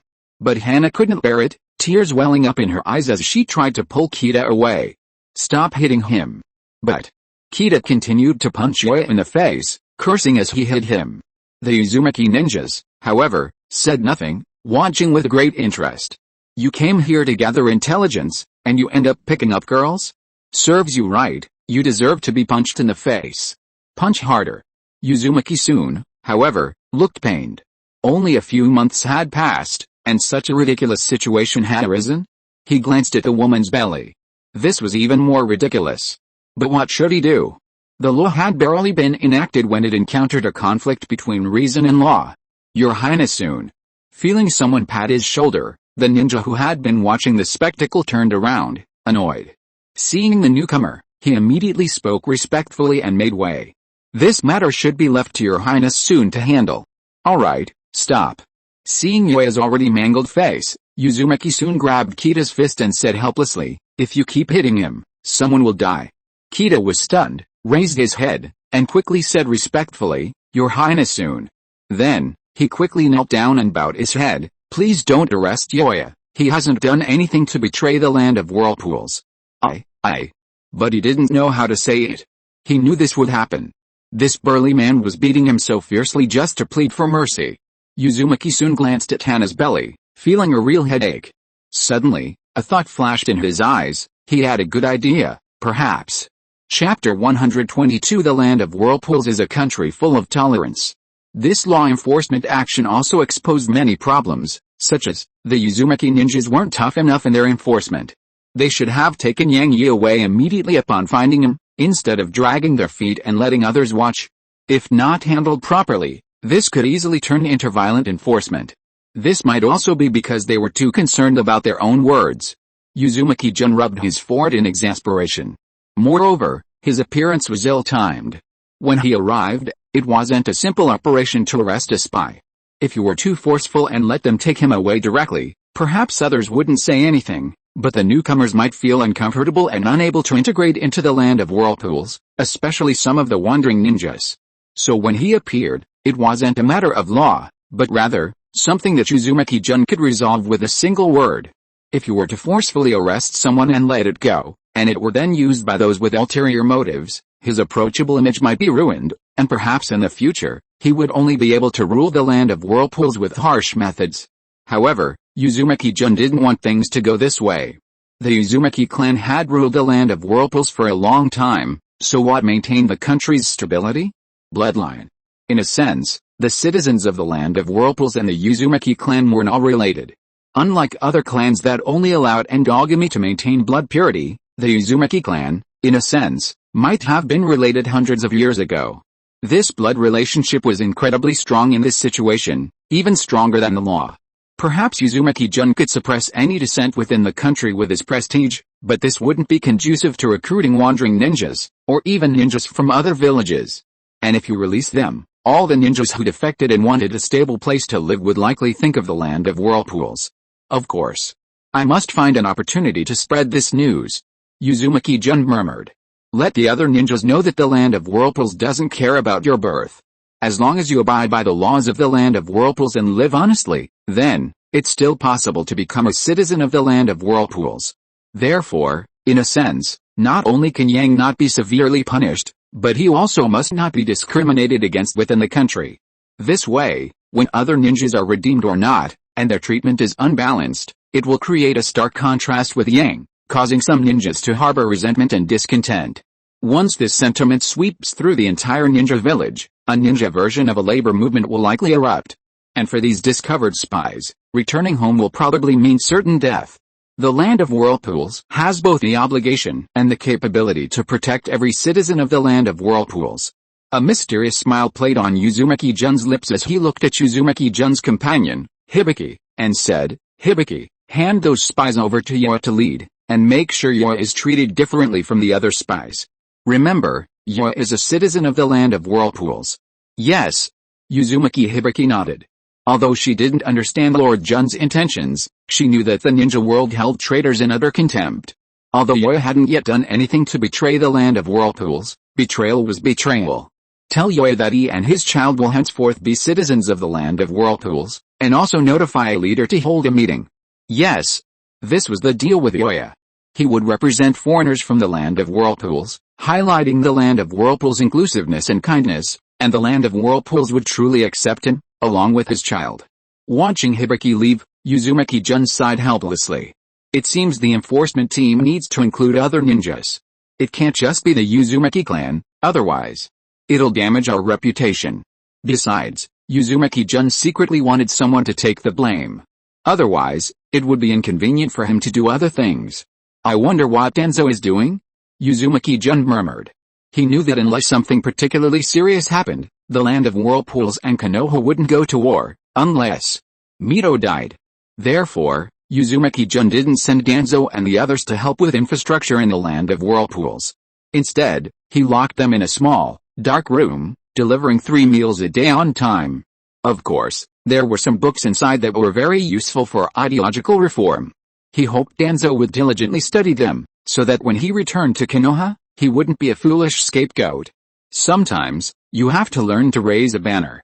For example, by order of the Hokage. Every time you recite this phrase, when carrying out a mission, you have to learn to wave the big flag. Otherwise, how can you become the village chief without popular support, Konoha? Hiruzen Sarutobi sighed and took a drag on his pipe, looking at Kaoru Utatang beside him. What should we do? Should we send someone to bring Danzo back? You clearly have a grudge against him, So why do you always like to stay on his turf? Well, now he's been caught. Konoha has to step in and ransom him. The land of whirlpools. Kahoru Utatane looked at the report in her hand, paused. This time it's gone too far. No. Hirozen Sarutobi shook his head and said, according to the intelligence we've received, spies from other ninja villages have also been captured. Kahoru Utatane was speechless now. So Konoha hadn't received any special treatment after all. We're allies with the land of whirlpools, Kahoru Utatane said sharply. This isn't how you treat allies.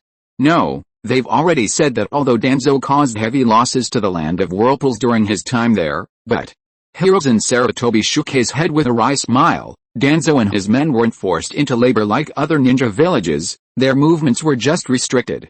We can get Danzo back as long as we compensate the land of whirlpools for their losses. This treatment. Kahoru Utatane was speechless.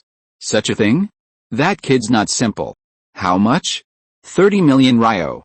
That's only a few dozen S-rank missions. In that case, Kahoru Utatane said helplessly, the Shimura clan will pay for it. The Shimura clan can afford it. Sigh. Hirozen Sarutobi took a drag of his cigarette. That's all we can do. Konoha won't take the blame for this. So, what's the situation with the Uchiha clan? Kahoru Utatane asked. The theft of the Six Paths blade from Iwagakure is still unresolved, and that Tsuchikage, with his big nose, keeps demanding an explanation from Konoha. Uchiha. Hirozen Sarutobi sighed wistfully. I already inquired about it last time. Chapter 1. If you are listening to this novel on a channel other than Fanfic World, it means it was downloaded and re-uploaded without effort. We warmly invite you to visit our channel, Fanfic World. There you will find the original version of this story and many other novels of various genres. We look forward to seeing you dive into a world of incredible novels. Chapter 123. Who exactly is harming the Uchiha clan? Konoha. The Uchiha clan. Father. Fugaku Uchiha looked at his father, who seemed preoccupied since returning from the Hokage building, and asked, as the young clan head, he had the ability and the obligation to share his father's burdens. Nothing. However, the Uchiha clan head shook his head and said indifferently, go and train. Yes. Although curious about what was wrong, Fugaku Uchiha obediently followed his father's orders. However, the Uchiha clan head was also completely bewildered. Did their Uchiha clan only have Madara and Izuna awakening the main Gekkai Sharingan? What was this suddenly appearing one-eyed main Gekkai Sharingan? Could it really be Uchiha Madara? That's impossible. Hashirama-sama had said that Uchiha Madara was dead, and that due to differing ideologies, Uchiha Madara had long since broken ties with the Uchiha clan. If he wasn't dead. Sigh. The Uchiha clan had sighed. What should he do? Moreover, this incident plunged the Uchiha clan into another vortex.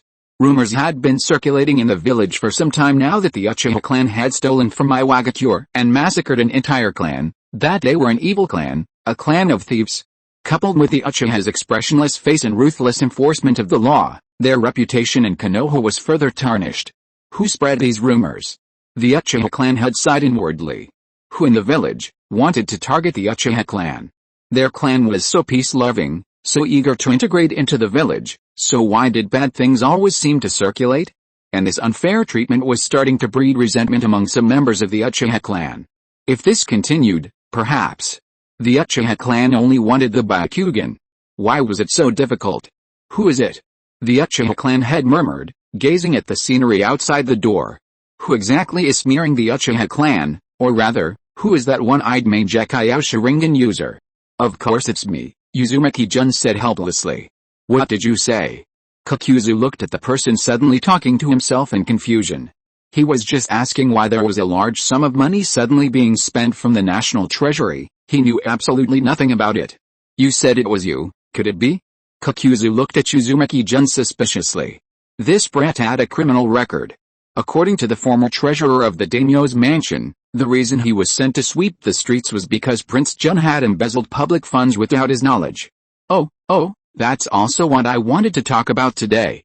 Uzumaki-jun coughed twice, coming back to his senses, and said, a few days ago, a family joined. Uzumaki-jun explained the matter of the Kamasumi clan and pointed to the Kamasumi Aobe beside him, saying, due to very specific reasons, they have now changed their surname to the Shinsaku clan. All the high-ranking officials of the land of whirlpools nodded knowingly. After all, The Kamasumi clan of Iwagakure had been wiped out by the mysterious one-eyed Mangekyo Sharingan. But, everyone looked at Uzumaki-jun with strange eyes. Could that kaleidoscope be? Yes. Uzumaki-jun nodded and said with a smile, that kaleidoscope is fake. Pointing to the colored contact lenses in front of him, it's this thing.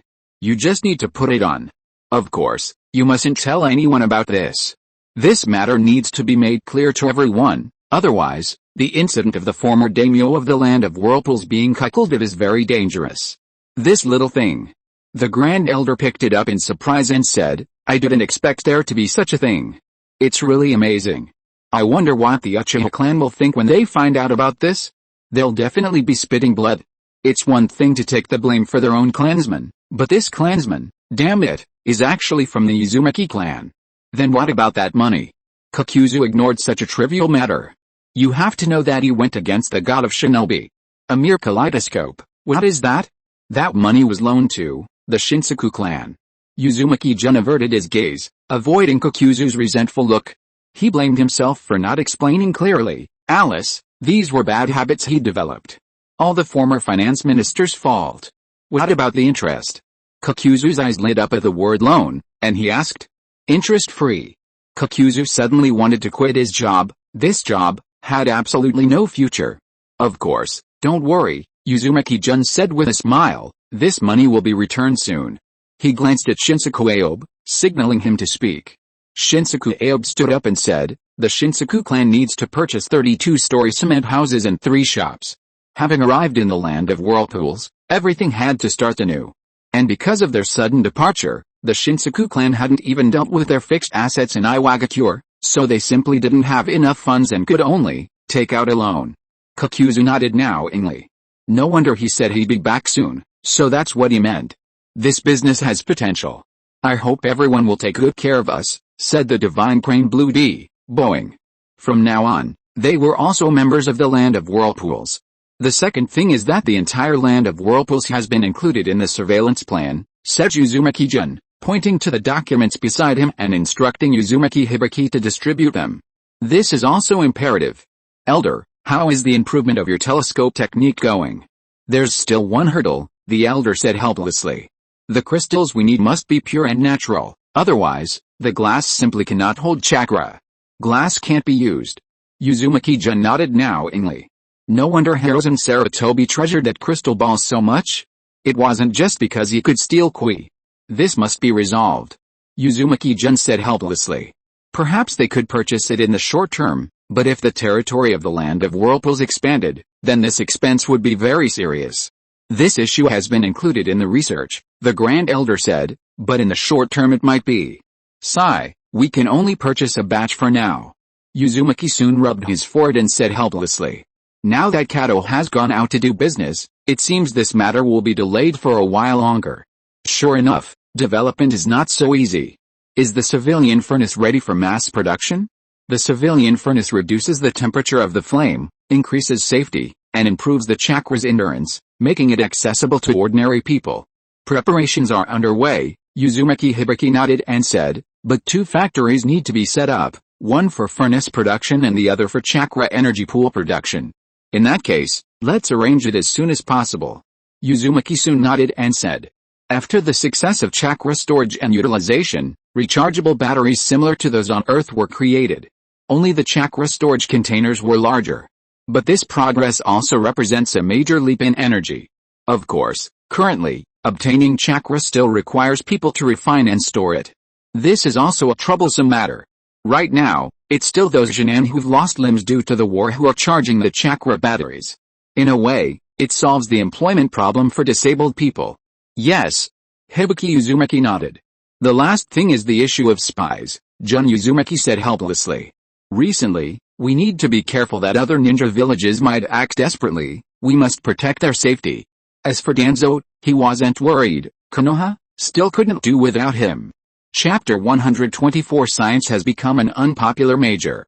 The creation of the chakra battery is incredibly important, marking the emergence of a new energy source in the ninja world's production and daily life. Throughout the entire Naruto series, it's clear that the technology used is largely skewed, perhaps because ninjas earn more money through missions, so they rarely use it in production and daily life.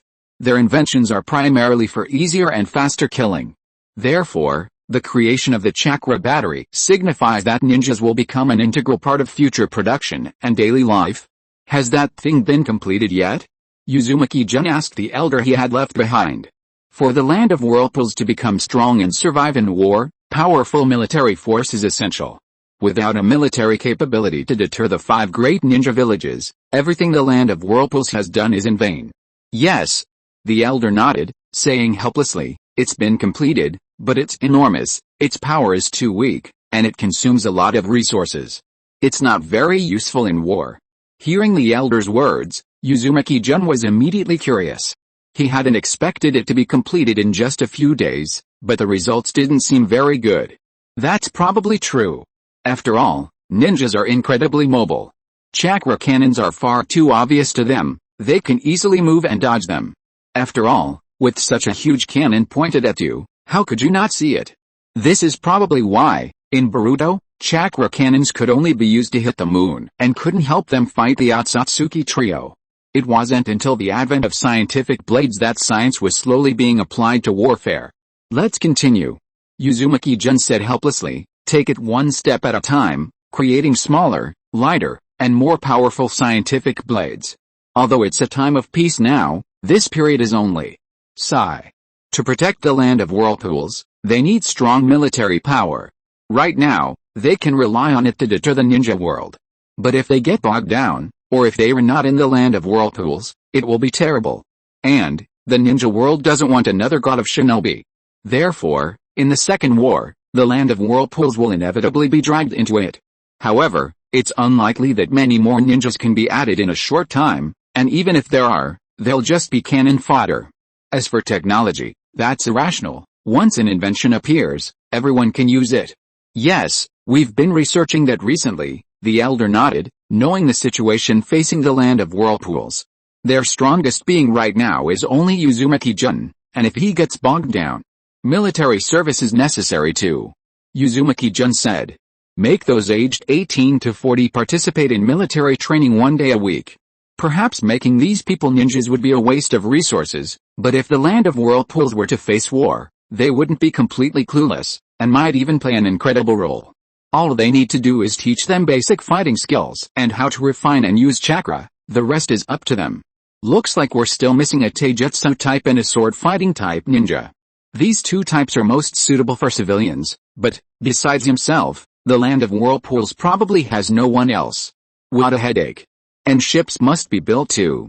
Wanting to become a maritime power without ships? That's a joke. Just as Uzumaki-sun was about to ask the system what kind of ships were suitable for the current ninja world. Oh, right. Another project has succeeded this time. The Grand Elder pulled out a scroll and said, the super light heavy rock technique inscription is also successful. The levitation ability of the super light heavy rock technique can now be controlled by increasing the amount of chakra. Oh. Hearing this, Uzumaki-sun's eyes suddenly lit up. He took the scroll and asked, can it be used on any object? If so, he suddenly had an idea. Yes, it can. The Grand Elder nodded and said, basically, you just need to inscribe this seal. If that's the case. A smile appeared on Uzumaki-sun's lips as he murmured, perhaps a 3-dimensional amphibious ship could. Danzo leaned back in his chair, quietly reading the book in his hands. He wasn't worried about whether Konoha would come to redeem him. After all, he was the Dark One of Shinobi. Why did Hirozen agree to let him establish route back then?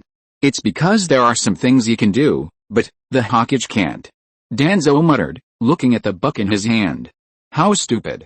He even revealed to his superior that he wanted to kill him and take the position, huh? If he dared to do that, he would definitely be dismissed the next day because Hirozen stepped into the Hokage building with his right foot, and then, he would be reinstated a few days later. After all, his role was indispensable. This book is useful to me? Danzo sneered as he closed the book, saying, how laughable. Looking at the root ninjas standing quietly around him, he sighed helplessly. He, the Dark Ninja, had never suffered such an insult. That damned brat, the god of the shinobi world? How ridiculous. He wondered when Hirozen would come to pick him up. He suddenly missed Konoha. The land of whirlpools wants to forge its own path, but it can't simply copy everything from Earth. After all, The ninja world has its own advantages. The correct approach is to integrate the two, taking the best and discarding the worst. So, why make airplanes? If we're going to make something, let's make airships. Spacious and comfortable. If we add a few chakra cannons, wouldn't that be a mobile fortress? Just like the Angkor fortress of the Sky Ninja Village. The Sky Ninja Village isn't destroyed yet, so the Land of Whirlpool certainly can't obtain their ancestral technology now, but, during the Second Shinobi World War, that village was destroyed by Konoha. Then we can send people to collect the loot. Of course, bringing back a group of scientists would be nice too, and while we're at it, let's criticize Konoha's cruel and immoral behavior. Uzumaki-jun pondered as he walked towards the Land of Whirlpool's affiliated elementary school.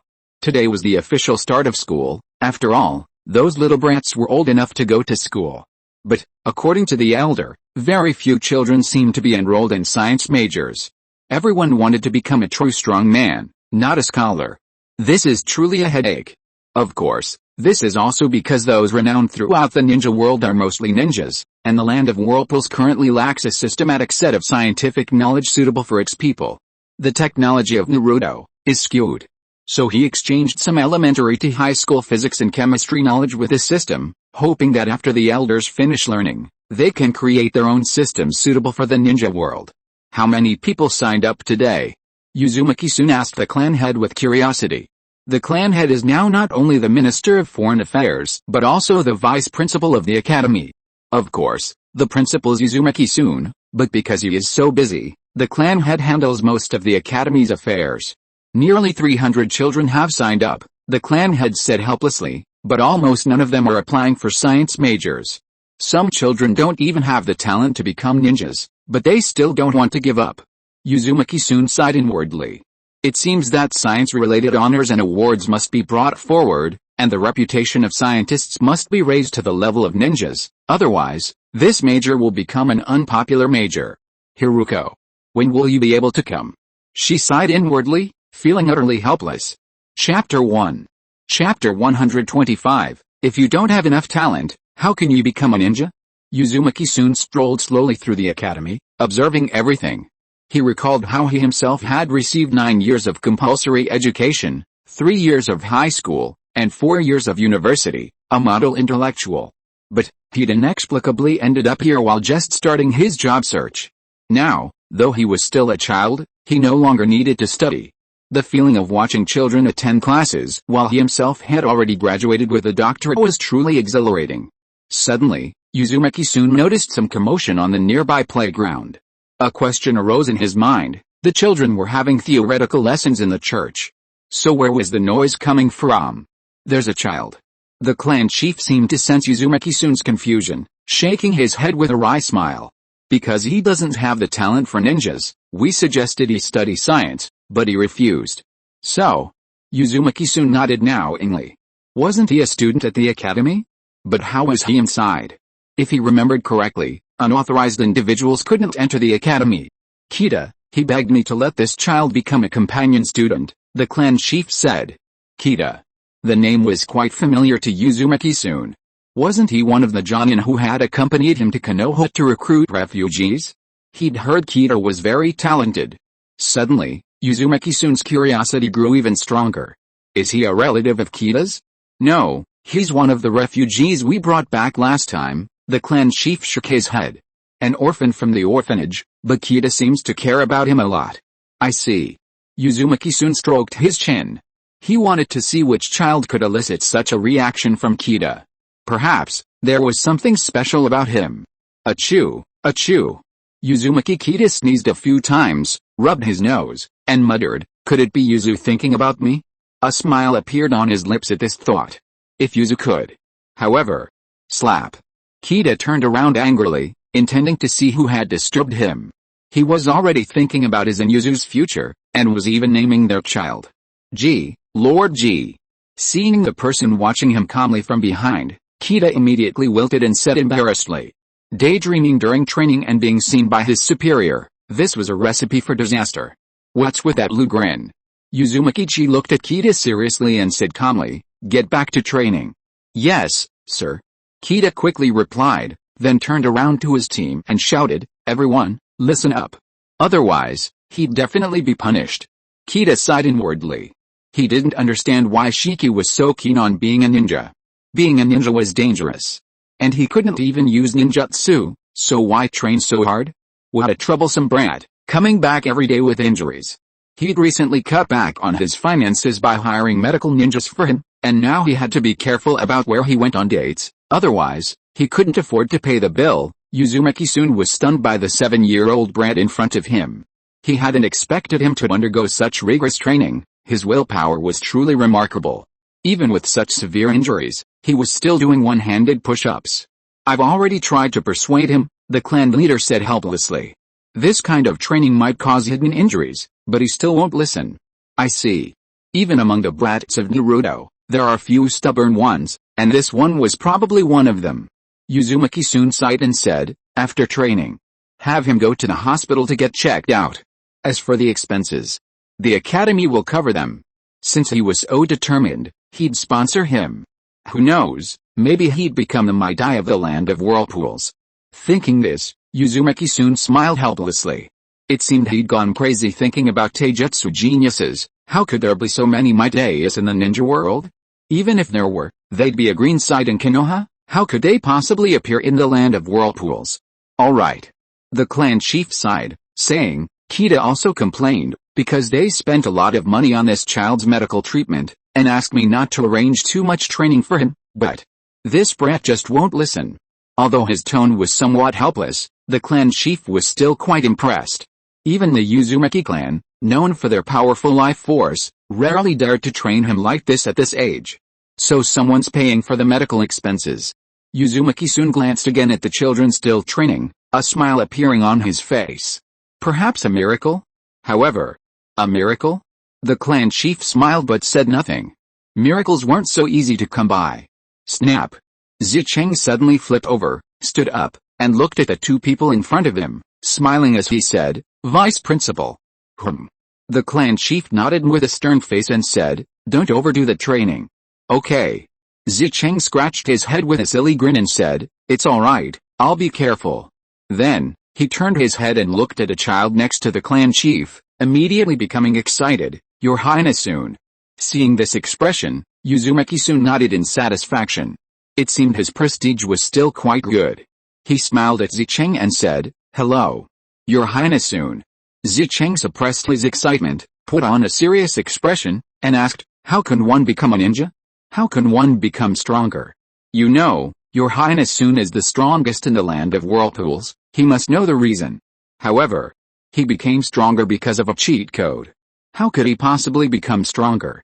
But, you can't say things like that. Persist. Uzumaki soon coughed twice and said, persistence will bring rewards. He shouldn't discourage the kid's dream, and besides, he wasn't wrong. Why did Saitama become so strong? It was because he did 100 push-ups, 100 sit-ups, 100 squats, and a 10-kilometer run every day. He never gave up, and that's how he became stronger. Of course, you can also spend money to get skins. Why was Minato more impressive than the first and second Hokage during the Fourth Shinobi World War? It was because he bought skins. Is that so? Hearing Uzumaki soon's words, Zicheng looked down at his scarred hands and murmured, can this really succeed? Because for so many days, everyone who saw him said, it won't work. You can't do it like this. Give up, you'll never become a ninja. He was almost ready to give up. But now, Prince soon said, persist. If you doubt yourself, you're even less likely to succeed. Uzumaki soon seemed to sense his confusion and quickly poured a bowl of chicken soup into his throat. Even if this brat couldn't get his exclusive skin, he could use his reputation to exchange for the 8 Gates formation and give it to the brat. Then, wouldn't he just get a new skin and become stronger? But, without amazing perseverance and endurance, giving him the 8 Gates formation would be a waste. So, keep going. Hearing Prince Soon's words, Zicheng's previously confused eyes suddenly hardened, and he roared, I will not give up. Perseverance, never give up, this is my ninja way. Seeing Zicheng's enthusiastic expression, Uzumaki soon nodded in satisfaction. Perhaps the future leader of taijutsu in the land of whirlpools will be you. And, the feeling of giving someone chicken soup, it's so satisfying. Chapter 2. End of this chapter. Thank you so much for reading until the end. Don't forget to give it a like. Looking for more exclusive content and immediate access? Subscribe to our Patreon. Remember, every like, subscription or donation encourages us to continue. Thank you all. See you in the next video.